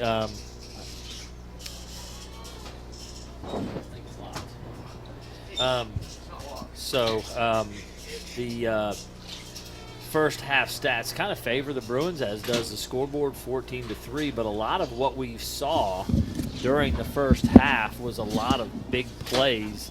Again, whenever you talk about big games like this that have a little bit more balance, where you've got a couple teams that are both pretty solid teams, big plays, whether that be turnovers or penalties, can decide things. And so we saw a lot of that in the first half. So, Tony, what were some big plays that we saw that you think kind of shaped the first half of this ballgame? I think the biggest thing was the turnover towards the middle end of the second quarter, when the Bruins were charging down the field. Looked like they were being pretty decisive in running the ball and not really having much of a hard time to do that. Yeah. And then mishandled shotgun snap. Right. I don't know if it was a direct snap to the running back or it was supposed to be a handoff off of a jet sweep. I'm not sure what was supposed to happen there, but it didn't happen. I think it was an ill-timed motion where the motion man was just trying to get out of the way, and it hit him in the hip is what I thought I saw. Now, so that turnover really did shape this half. It was an opportunity for the Bruins probably to put this ball game away. They did not. The Panthers took it down. Now, you want to talk about big plays. You get down to the 1-yard line, 2nd and goal from the 1, and come away with just 3 points. 25-yard field goal by Sean Higgs is the lone score for Daviess County Panthers. And so big play for the defense to hold on the goal line for the Bruins. So we have big turnover on one end, big play by the defense on the other. Sure. Yeah, and then the special team play. Yes. That blocked punt early in the game. Maybe another one of those big plays that really set up the Bruins if they can pull off this win. And it is a cold game. You know how I know how cold it is? I just came out from outside. I was trying to get me a coffee. They were out of coffee. They're out of hot chocolate. They're out of hot cider. If it's hot, they didn't have it. I'm a little surprised because even though there's a decent crowd here, it's not like other crowds. Again, when it gets cold in Kentucky, the people crowds, disappear. Yeah, even though this is the playoffs, and it is a good crowd, folks. It's not we're not empty here, but it's not like it's been for the last 5 or 6 weeks. Whenever there's a home game here, there's been a massive crowd, and it's a little sparse tonight, and but they still are running out of the hot stuff. Running out of the hot stuff. I went off just to get me a coffee. Yeah. It was done. No coffee, no hot chocolate, no nothing. I may need to, after the game, stop by and pick up a hot chocolate at McDonald's. I'm a big fan. There you go. A little bit of that stuff, but Free promotion. Whoops. But no, there's so again we've got a big second half here now. The thing that was you were mentioning, Tony, that was a big deal, that 3 points, the field goal for Daviess County, they now get the ball. So if they can put together a scoring drive here early in the third quarter, you're right back inside, making a one-score game, where you could have very easily, with 3 or 4 minutes left in the first half, been down 3 scores. Yeah, that turnover was big. I really think if Central gets that score, it's a really uphill battle, especially as well as Central's been running it this game. Yeah. You would think if they, even if Daviess was to score on this opening drive being down 21, you would think Central would turn this game to a snail pace and just grind at that clock and try to get the heck out of here. Yeah, that makes a ton of sense. So we'll see how much sense the second half will make. It has been interesting. We've had a couple of turnovers on each side, the block punt, the fumble. We had we'll call it a turnover. Whenever you throw a Hail Mary, you're just putting it up there. So there's an interception there. There was an interception that Central Hardin made, but it was called back. There was a penalty there, so that was a big penalty that really could have. That could have made a big impact too, because if they had got that interception, that good field position would have been bad news for the Panthers. So a number of big plays, a big penalty, a couple of turnovers, a good goal line stand by the Bruins that led to just a field goal by the Panthers, and we're about ready to kick it off. Now, interesting, the fourth quarter, the Panthers will have the win, but here in the third quarter, as they try to take over and go down and score, the Panthers will be working into the wind here, and I think that kind of benefits the Bruins. I'm not sure if Central won the coin toss and chose that in the coin toss Yeah. to receive to get the wind. Yeah. Well, they got off to a good start, 14-0 in the first quarter, and a lot of that may have had to do with field position and the wind. Yeah, there was that punt that Central did that sailed Yeah. all the way down. Yeah. Yeah, 64-yard punt for Braden Robbins. So just got a result in overtime. Male defeats, I think, the top-ranked St. X. 22-21 in overtime. Obviously went for a two-point conversion. I don't and like got to it. cheer against teams, but I don't mind anytime. I don't mind that. It's going to be at all. Oberst. Oberst is just slammed in the backfield. Wow. Nothing doing there as Tucker Walters was there. Adam Hobbs was there, and a bunch of Gaining others. nothing on that one. So Oberst starts off second half. Not anything going there. Again, into the wind, you think maybe Daviess County is going to be a little more conservative, running it a little bit more. It is Lake Wilson at quarterback, and against this defense, I think Wilson in their passing game is much more effective than having ball at the quarterback spot and working that Wildcat. That has not been good. The back is lined up way wide again, and they're going to give him it's play action look, RPO. Yep, and Wilson runs for about 6, so a good decision from Wilson. Fake the throw, little run pass option there, and he'll get 6 yards. So bring up a 3rd and 4 for the Panthers. Again, I just think they're so much more effective with Wilson at that quarterback spot. It opens up the passing game. The Bruins can't zero in on just one thing. And I just like the RPO option when the defensive front coming at you can get to you so quick because it gets you out of the pocket and kind of sliding. Wilson scrambling. Tipped at the line. Yeah. Almost picked off. That was Gage Bryant, 23, who tipped it. Oberst was open. He leaked out of the backfield and was open for the first down, but batted away by Gage Bryant. You got to, this deep in your own territory, you got to send the punt unit out. Let's see which punt scheme they do this time. It's been so scary. I'm telling you. I was a special teams coordinator here at Central Hardin for several years under Coach Perry. They're doing that. And this spread right here thing again. I would block this punt every single time. Mason County tried to run this against me when I was at Erlanger Lloyd, and we blocked it 3 times. They had to stop doing it. It's just to me it's just stupid. He's got to run. He's got to throw it now. And he's going to get sacked. Just so dumb. Fumbled, scoop. Almost a scoop Payton. and score, and they were able to catch him on the ground. Dumbest punt formation I've ever seen. I understand what they're doing. And how do you feel about it, Coach? If you want to run it over the 50, let's say you're on the 48 or 49, and you want to give your punter the option of throwing it to different guys, because again, what you can do is you can hide who the eligible receivers are, who's on the line and who's off the line. It can be any one of those guys. As long as they've got an eligible number and they're off the line of scrimmage. So it's a great idea for the fake. But if you're just going to punt the football, which you need to do here, you've got to punt it. There's no way to block that. And so he had no chance. It's that cutesy crap. I can't state it. Just punt the ball. The Bruins have the win. They have the ball, and they got Mason Gardner slamming ahead for about 8 yards. They started at the 23-yard line, which is where McKay Payton ran the fumble back to. And this becomes like a very 7-yard game. Deflating situation. Oh, goodness. When you're the we've been on the defensive side as coaches, it does not feel good to be sending your unit out. You're just looking at the other guys like, why would you do something like that? Gardner breaks it outside left, cutting it back. Ooh, down to the 5, I think. Maybe inside the 5. Good run there for about 12 yards for Mason Gardner. 1st and goal from the 5, and so the Bruins take this. We talk about big plays just before the second half starts. Well, there you go. There's a huge one.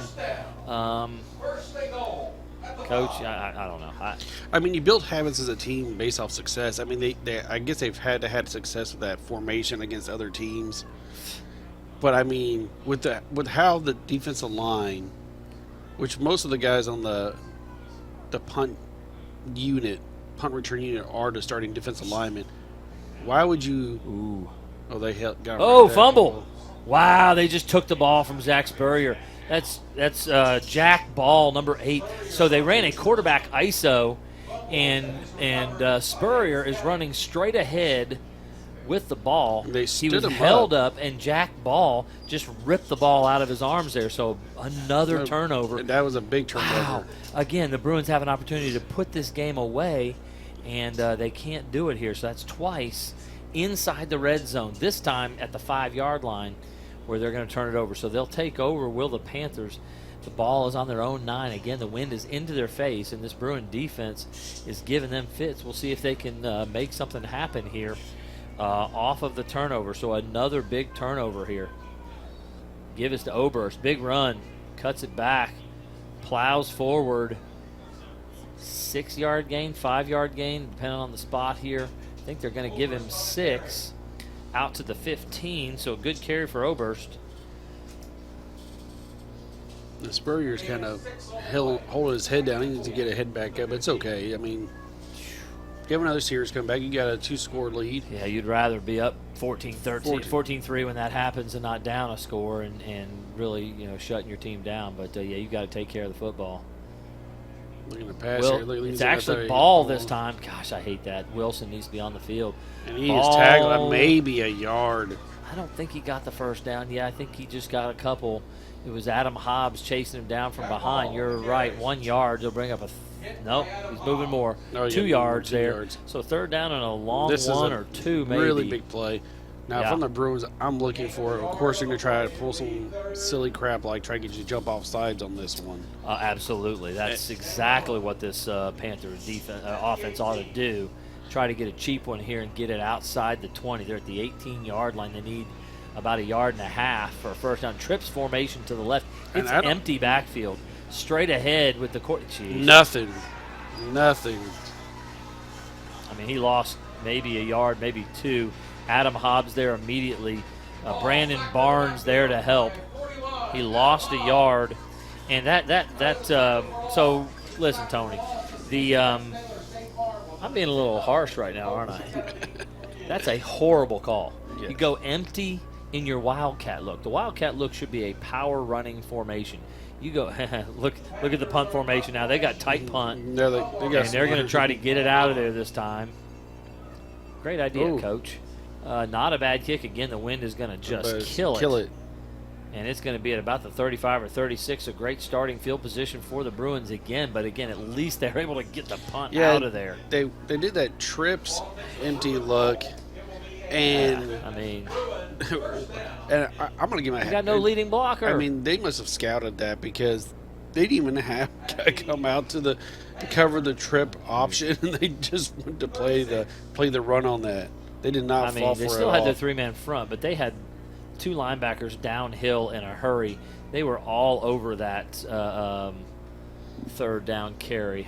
I just nobody on 3rd and 1 is fooled when you run the football there. It's not like it was some sort of a tricky, quarterback draw play, QB draw. It was just a QB run straight ahead and get smashed. Give it to Gardner to a heavy left side. Gains about 5 on that. I think he got 5, so bring up about a 2nd down and 5. Taking it down to about the 26. No, wait a minute. Where are they here? They're at 31 now. So a 5-yard gain down to the 31. They need to get to the 26. Heavy formation to the right side. They're going to give it to Gardner again. Nice just block. Smashing ahead. And that's 41 going to be a first on down. the block for the Bruins. That's Adam Hobbs. Just push this guy downfield. The outside linebacker just got knocked about 8 yards back off the ball. So good carry there. Again, that's Gardner picking up about 8. And 1st and 10 from the 24. They're on the right hash. And they're just going smash mouth right here. They've been successful with it. So they've got that. They're going to go jet sweep. No, they're not. Toss sweep to Braden Robbins the other way to the short side of the field. Robbins has space. Turns it up. Wow, good run. He's a power runner, but he looked good that time out in space. Got a 16-yard gain down to the 10. Down inside the 10-yard line. So we're going to give him 16 for So Robbins. first and goal, 10 First yards and away. goal from, they're going to put it at the 9. Game is good for Athletic So Bruin. First down. first and goal here. Well, First and attempt goal. number 3 from the red zone. Again, they had 2 early, first quarter touchdowns. No shotgun motion. Yeah, well, Just it's sweeps. a shotgun, but it's the single wing kind of a look. They go straight ahead to Gardner. Get about and 2, maybe 3 if they got lucky. Gardner on the carry. Boy, that's number 30, Demarion Garner, making the stop there. The linebacker, actually the defensive end, getting in there to make the stop. So 2-yard gain for Gardner. Second and goal from the 7. Now, again, a field goal here for the Bruins isn't the end of the world either. It stretches it back to a 14-point game, and with the win behind you, it's easy pickings for Case Van Bleinberg. Hopefully for the Bruins, they can get it in the zone. Jet sweep. I got a holding on there. So Gardner gets inside the 5 to about the 4 on a 3-yard gain, but that thing is probably coming back. Yeah, he threw that flag before he even cut the corner. I'm not sure who the holding's on. So it is a hold. That's going to probably make it a second and goal from about the 17-yard line. I got to think that hold was somewhere near the line of scrimmage. Let's see where they spot it for sure. That is a spot foul. It looks like it will be at about the 17. So second and goal from the 17 now for the Bruins. And it doesn't take running the football out of the picture here. The Bruins are such a solid running team. No, and They like you can said, do that They still. could go with a field goal if they, That's exactly what I would expect to see here. I mean, they can get like half of it here. Oh, keeper, but look, he stumbled there, lost his footing a bit. About a 3 or 4 yard gain for Spurrier, and that's going to bring up a third and about 13 or 14. Let's see where they've spotted it. They're spotting it actually at the 15, so a 2-yard gain. Yeah, he did stumble coming out of the blocks. They tried to run that to the weak side and have Hobbs and Gardner leading him. And they ran up in there, and he was just a little bit back as he had lost his footing. It's the second or third time we've seen people lose their footing out here, so it's a little slick. Here's the single wing under center look, though.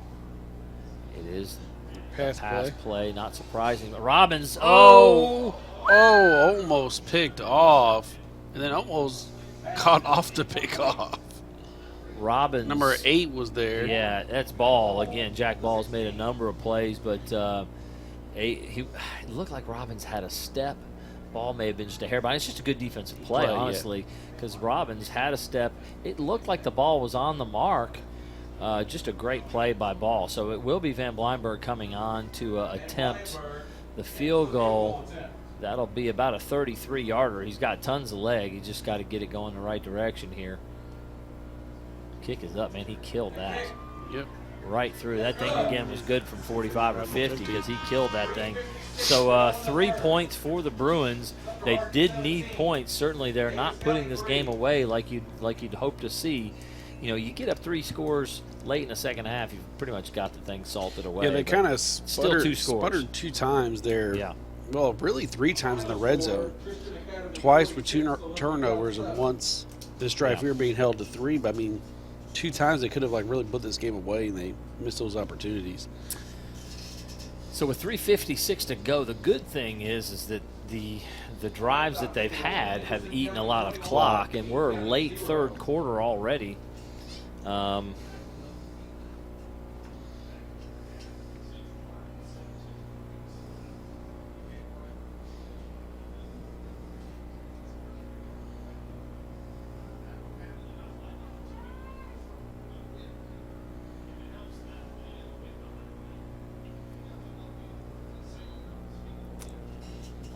wind's blowing hard, knocked the ball off the tee. Yeah. So 2-score lead here. We'll see. And Weinberg on the Brazilian bench kickoff.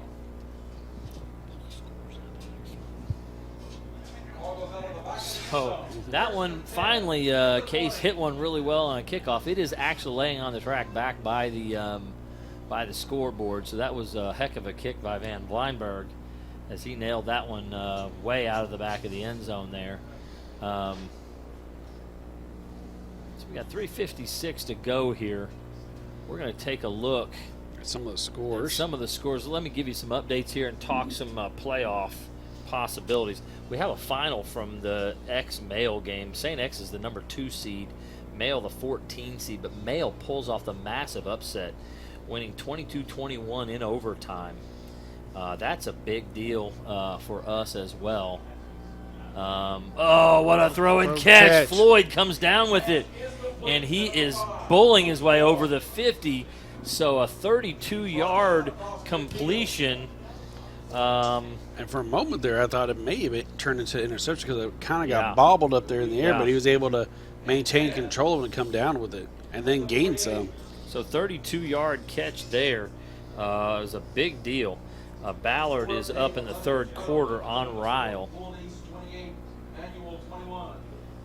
So Bullitt East is up 28-21 on Manual. Manual's trying to stage maybe some sort of a comeback here. Now the importance for us here is if Central Hardin can hang on and win this ball game, which Lake Wilson at quarterback there is trying to have something to say about that. He gives to Oberst here, hitting the backfield, makes a good cut. It's going to be McKay Payton and Lamarian Blunt making the tackle at the line. No gain for Oberst. So Central Hardin, trying to find the Central Hardin score listing because it'll give us their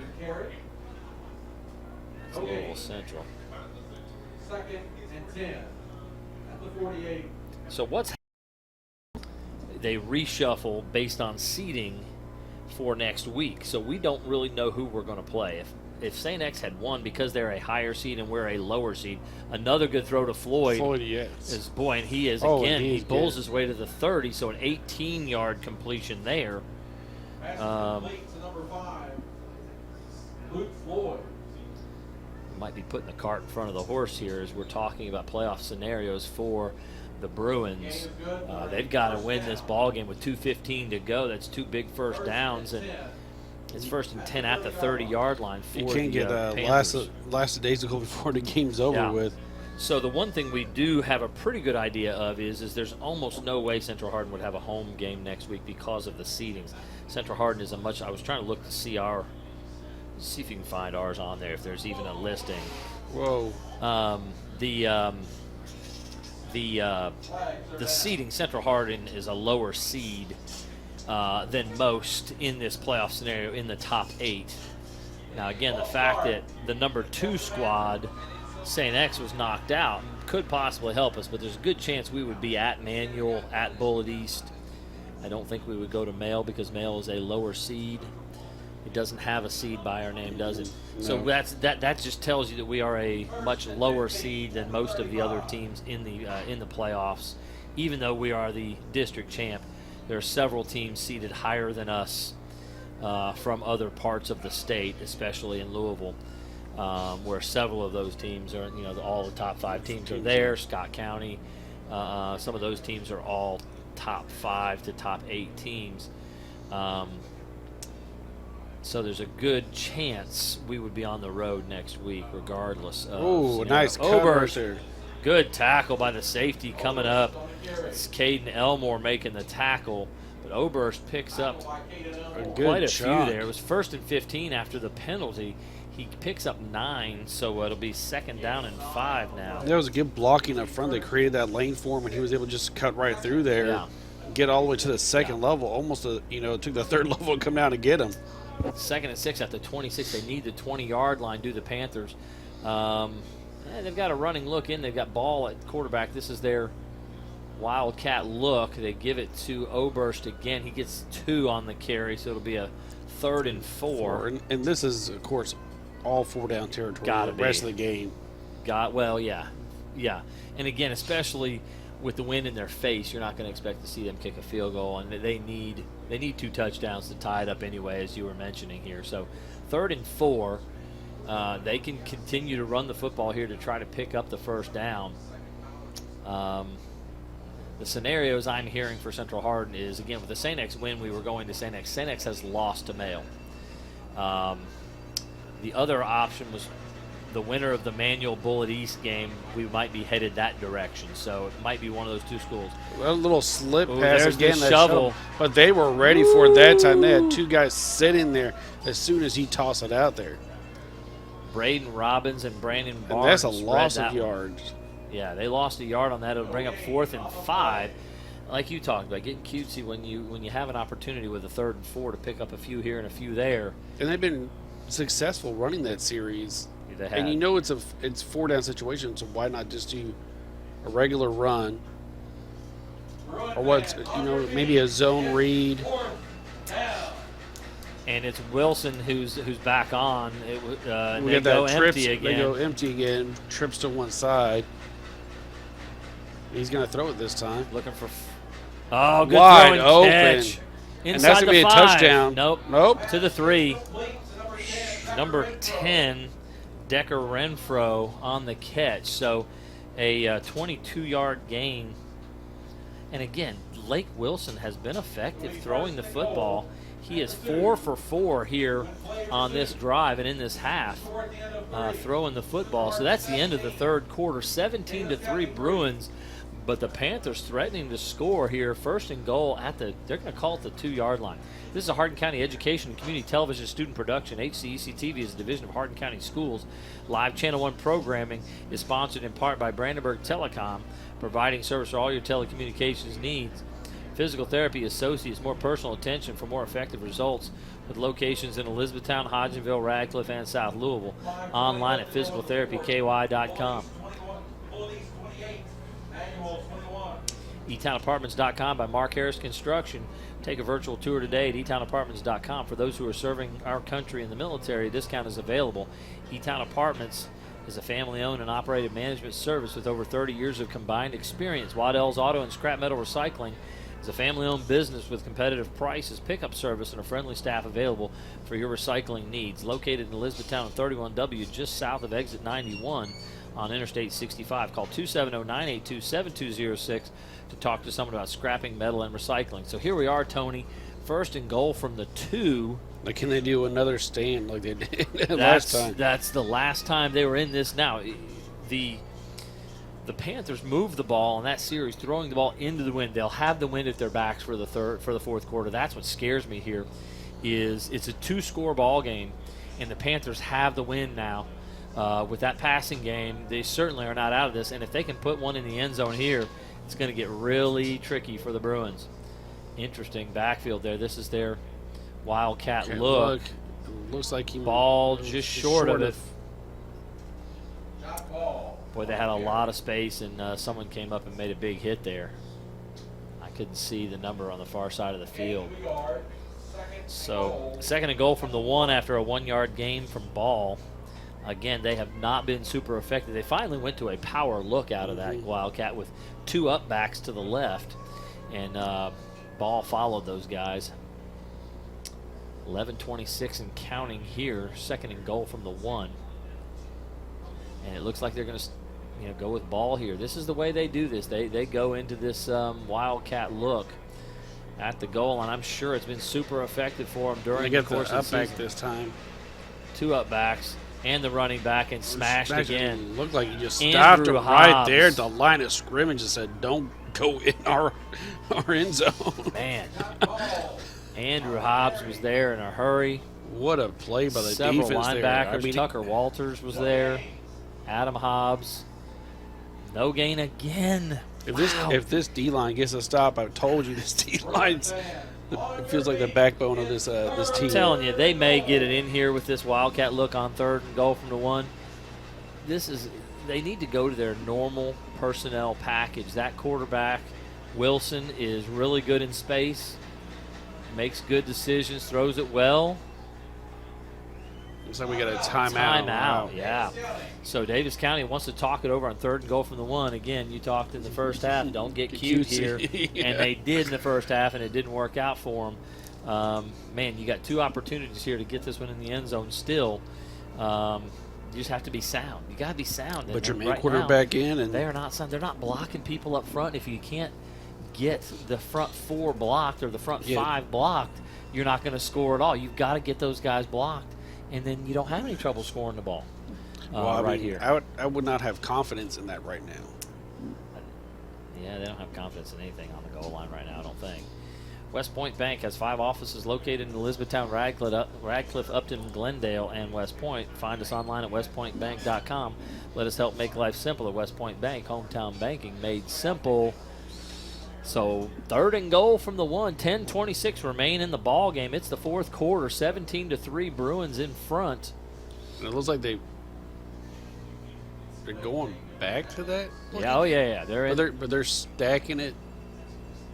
They've got the same formation. They've got 2 up backs to the left and the running back, Oberst, next to the quarterback. They're now going to take one of them and go to the right side. That's their leading tackler, Isaac Blue. He's a lead blocker here. Nothing. Again. Nothing. And I think he may have lost a yard on that one. Again, they couldn't block Tyler Caudill. 69 makes the play. McKay Payton, 44, was there to make the play.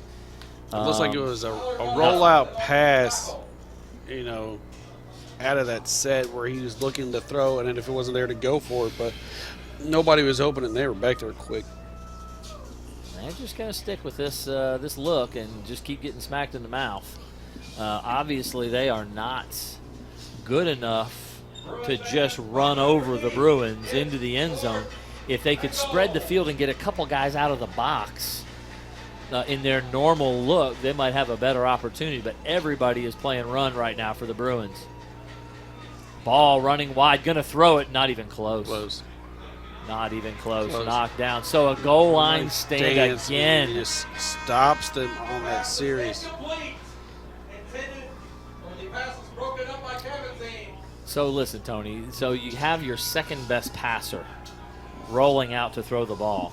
You've got one receiver in the route. There was some sort of a comeback on the sideline, and the guy was blanketed. So when you have that option covered, the kid playing quarterback, who isn't your quarterback, has no chance. He's got nowhere to go with the ball. Even in that set, I would almost have that tight end block and then release immediately coming across with that rollout, but yeah. Well, they didn't even have a tight end in that look. They were running 2 wide receivers, 1 to each side, and they had 3 backs in that wildcat look. Now from their own 2-yard line, just going to try to get off the goal line here will the Bruins. Mason Gardner maybe got a yard. Did he get a yard? They're starting at the 2. Gain. No gain for Gardner, so certainly you want to get it out of the end zone so you can at least punt it. Well, certainly Davis County right here with 9 minutes to go and down 2 scores, their best opportunities to hold here, force a punt into the wind, and they'll get the ball, at about the 25 or 30-yard line if they can get them stopped right here. This Bruin front is going to try to get enough push, and again, yeah, they are playing like a Bears front. They've got guys stacked over the guard, stacked over the center. Toss, sweep. There's space over to the right side. A lot of movement. Wow, big like about run. A gain of 7 on that. Maybe 8. Maybe 8 or 9. It's close to the first down.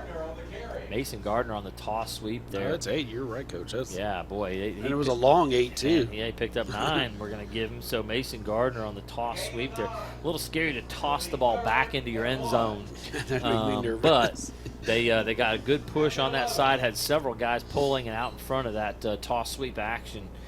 And just a big play to get off the goal line. And now 3rd and 1. It should be something they should pick up here and keep running the clock and keep possession here. Figured quarterback keeper just going right up the middle. And that's what they did. I think he's got it. It was a good push at the point of attack. Yeah, but he's got a first down. 2-yard gain. They'll move the chains. And I'd say, honestly, Tony, as long as the Bruins don't make some massive error or turnover like they've had several of, up 2 scores, 7:59, and the clock running, and you've got the football. Man, 2 or 3 first downs, and this game's over. Right now, I feel pretty good about that. Turn it over further down the field like they did that first series or that second series before the half, if they can get the clock down that far, Oh, absolutely. It'll be over. They're going to make a big trade on the line of scrimmage there. taking the strong side to the right. Gardner going behind that strong right side. Man. Oh, my God. Oh, 12-yard close gain. to breaking that. Yeah, the safety was the last guy and made the tackle there. Gardner is hurt, though, coming up, hobbling.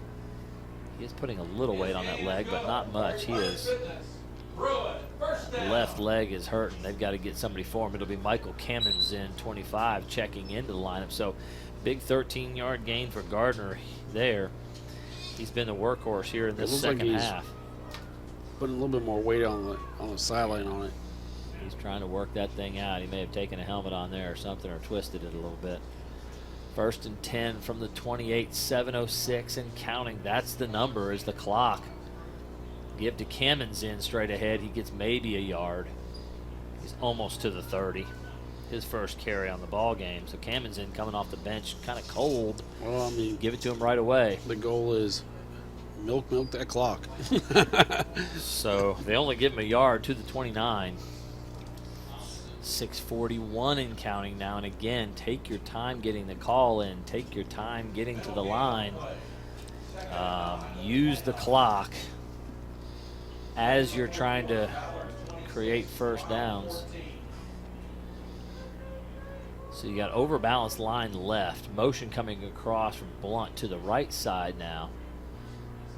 It's just a double wing formation look here. And there's a flag coming out.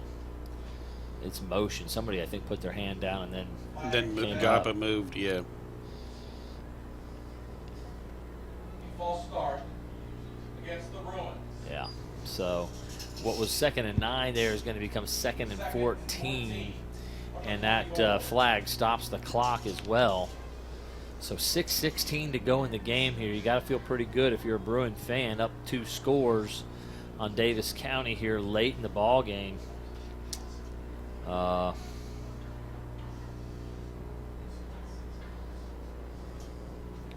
Again, trading strength of the formation here. It is a double wing look. Tight end to the right side, split into the left side.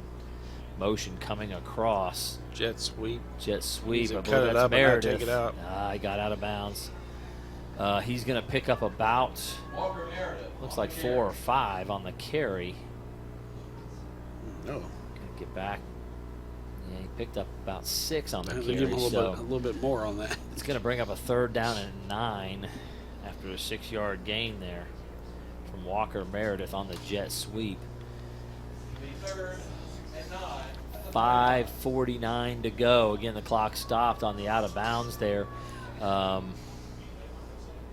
end wing left. 2 split receivers to the right. Motion across. They're going to go sprint pass. Throws to Meredith. It's completed, but nothing there. Good tackle. I'm looking for the number. Is that 8 again? Is that Ball? Yep. Jack Ball has been so good in coverage. He's been good running the football when he's the running back.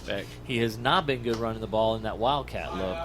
It just limits what they do, and Central Hardin is just, we saw that, Tony, in that first series when they went to the Wildcat, and Central Hardin substituted a defensive lineman for a safety. And so as soon as they see number 8 at quarterback, that Wildcat, they don't respect the throw on it. no, they're going to jam up the run and stop the run. They're more effective running the football against the 3-man front of the Bruins. And so, if they can simply get their base look on the field with Lake Wilson at the quarterback and maybe Jack Ball at the running back spot, they've been way more effective. So it's going to be 4th down and 9, punting into the wind, 5:33 to go. Again, with the wind, I would say that the Panthers are still in the ball game. They've burned a couple of timeouts here, trying to score on that last possession. So they are down to just 1 timeout. So they're in a bad way here. Punt is away safely. It's obviously getting knocked down by the wind. It's going to be right at about the 50-yard line, which is where the Panthers will take over. 1st and 10 at midfield. Now listen, Tony, we've been here before as coaches with Coach Lawson. I'm remembering the Greenwood game. Yep. Where we scored several times late in the game. Actually threw a touchdown pass with 4 seconds to go, going the same direction with the wind. Jared Cromartie caught a touchdown from Russ Morse to tie the game up and go to overtime. So we've seen people put 2 scores, 2 touchdowns on the board in 5 minutes. They just got their work cut out for them. they've hit some good deep passes this game. So I mean, trips right. Wilson looking deep too. He wants to throw it deep. Hobbs flushes him out of the pocket. He's going to look deep. He's got a man open. Wide open. Renfro steps out at about the 1 yard line. Here we go again. That 48-yard pass. A broken play. Receiver with awareness to come back to the ball, back to the quarterback. The safety lost track of him. Man, 48 yards, Tony, down to the 1. I know the First and goal. Bruins like it right here.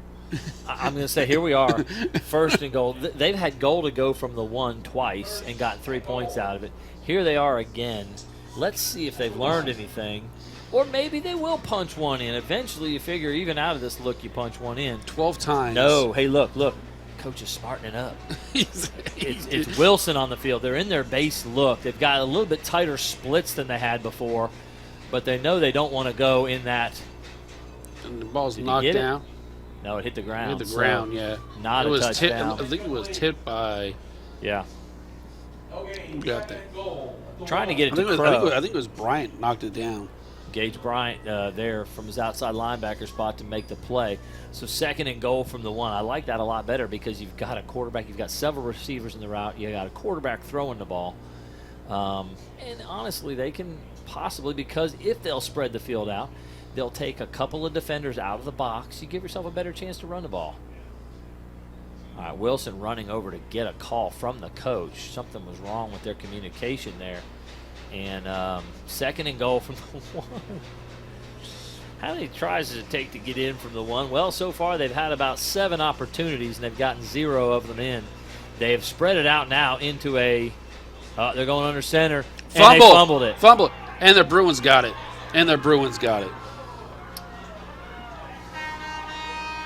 So here you go. Let's talk about this one. I'm sorry. I know they're a 7-4 football team. They've run the ball and thrown the ball effectively all year long. They've been a good football team, and Coach Brandon has done a good job. But you're just killing yourself. You want to talk about cutesy? So here they are in the shotgun formation. He sprints. You know how many snaps they've taken under center all game? Zero. And so he runs up quickly, puts his hand on the center's behind. I've seen some NFL teams do this recently where they spread out and then they actually make it look like they're going to go do an adjustment on the line and then get the snap under center and just kind of eke it in. Right. But there's no need for that. Well, number 1, there's no need. Number 2, as soon as he ran up to go under center, I don't know if you saw what Central Hardin did. What a great job by their defensive coordinator, Coach Jackson. All of their defenders went running in over the center. I mean, it was obvious. There's no backs in the backfield. It's a quarterback sneak. And their entire defense went sprinting into the middle of the field to take that away. But I wonder if that's you always talk about like watching game film. I think me and you loved watching game film to figure out what teams are doing. I wonder if that's something that Coach Jackson has saw them do before. It's possible. And he had that on his radar. Like, if they do this can be something that's coming. So, you can talk about quarterback, but that snap never got to his hands. The center has been snapping the ball, shotgun snap, all game long. And then you go running under center quickly. The quarterback's hands are on his behind for maybe a half a second when they tried to snap it. They tried to do it really quickly. Well, they're trying to do it fast. He never got it up to his hands. The ball actually squirted between the quarterback's legs into the backfield. So the snap never came up. He just shot it back like he's been doing all game long. I guess. Well, he didn't do the snap and turn. It was straight back, almost like you were doing a shotgun snap as an under center snap, which is a completely different snap. So listen, obviously we're Central Hardin homers here, and I'm acting incredibly disappointed that this other team, isn't doing things that are good. I just feel bad for kids when the guys on the sideline are not doing things to put them in good positions when they have opportunities. They make big plays and they got opportunities, and they're just I think throwing them away. Kind of pointing out this game is when they're in their base look. They've been effective. They've been effective. Yeah. And that's where they've got their most positive yards, and have done the most damage against the Bruins defense stop going away from it. Stop going away from it. And so I'm all thrilled because on first down they actually ran a play out of their base look. And then all of a sudden they go sprinting up at the line of scrimmage to try to trick Central Hardin again. Run your offense. Run your plays. You know, give your boys an opportunity to make a play to score the football. I mean, go empty. Shotgun empty, spread them out. I mean, that's what they were. That's what they were in right there. They were Yeah. in empty. I don't know if I like that. I like spreading them out with a back because now you can run the ball, a power run, and you can sprint out and throw it, or you can play action. You can do all kinds of things, and give yourselves opportunities to score the ball. They still have not run the ball out of their base look on the goal line. In other words, Mason Gardner, nice stiff arm, steps out of bounds. I'm sure he'd rather stay in bounds, but they're continuing to move the ball. They've had a first down. Now Mason Gardner talking to his offensive coordinator saying, I know that's my fault. I should have stayed in bounds. But, if he can continue to make first downs, that won't matter. I mean, nobody likes getting hit. Yeah. Mason, I don't know. Mason likes delivering some shots. But so anyway, going back to that goal line. So they ran one play out of their base look. It was only second down. And it was a throw. They still never, inside the 5, they still never ran the ball out of their base offense, which they did many times during the course and had some good plays out of it. So can you spread them out and run a running play out of that base look where you're going to have a little bit more space because coverage guys have spread out. So you got opportunities. They never one time ran a running play out of their base offense in, I think, 9 plays from the 1 yard line, 8 plays from the 1 yard line. Never once did that. They were either in their wildcat or they threw the ball. So and never. I mean, to me, after the first series of seeing that in the wildcat look that it was not going to work in goal line, that's when you ditch it and say, this is the adjustment we're making. We can't do this now. 2:02 to go, 3rd and 1. He's going to have the first down. Yeah, and then good some, run up to the 50. Now the clock's just going to keep running, and I think they've got one timeout left. Yeah. So the Bruins will put this one on ice. So now going back to playoff scenarios, listen, I'm not educated enough to know the magic behind the formula. Right, but here's the situation. The situation is Bullet East won. So Bullet East beats Manual, which is a little surprising, but good win for Bullet East. I think we might be at Bullet East next week. But here's the thing. The plan was, after the first 2 rounds, to reseed everybody. That's the new plan. So you play within the regions the first 2 weeks, which we have done. We played the 4 seed and the 2 seed from the Western Kentucky region, or district, that is, I'm sorry, in our region. Then they're going to reseed, shuffle everybody around, and the higher seeds getting the home field advantage. We are one of the lower seeds. Now, again, we would have had to have had 2 or 3 big upsets out there for us to end up at a home game, is the reality of that situation. So what it's looking like is we will be on the road next week, meaning Central Hardin, possibly at Bullet East. I don't think we'll be at Mail because Mail is a lower-seeded team. Somebody else Mail will be going somewhere else, and say Mail may end up down in Henderson County for all we know. Yeah, for some reason that score's not showing. I wonder what's happening in the Henderson County games. I think it's a Henderson County is up pretty good last report. Ballard beat Ryle High School. We're inside 30 seconds, and the Bruins will go to 11-1. What a great season for this Bruins squad.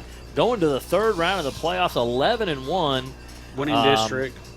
Winning their district championship. Looking good in these playoff games. Again, a couple turnovers cost them maybe some more scores tonight. Yeah, there were some points. But you could also say Daviess County left a bunch of them on the board as well. I mean, they had opportunities. 3 series that they were in the red zone that they really, I mean, you got to score when you're in there.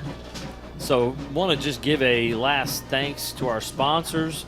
Thanks to our crew tonight. That was River Perry, Kyler Barkley, Case Taylor, Travion Doolin, Devontae Carney, and Director John White. Thanks to them on a cold night like tonight. That is not an easy job, standing up on top of the press box That is operating a camera, I don't want to do it. And that is a season for us. That probably is the season for us. We will take a look around. Please check to see if we are going to be carrying a game next week. We'll have to see where all the local teams. E-Town was beaten, so Central Hardin is the last local team still in the playoffs. We'll see where they're going to play. Usually we don't carry a ball game if it's not in town. Again, a lot of our workers are student workers. We're not going to have those young men and women headed out of town on long trips to work for. So it's a good chance that our season is over as far as calling games. But we'll obviously have information for that on our website, HCEC-TV, and on the Hardin County Schools webpage as well, to let you guys know if we're going to have coverage of the Central Hardin continuing their run. But a good win tonight, 17-3 over the Daviess County Panthers. Big for this program to go to 11-1. And for some of these seniors, it's their last time playing on the field.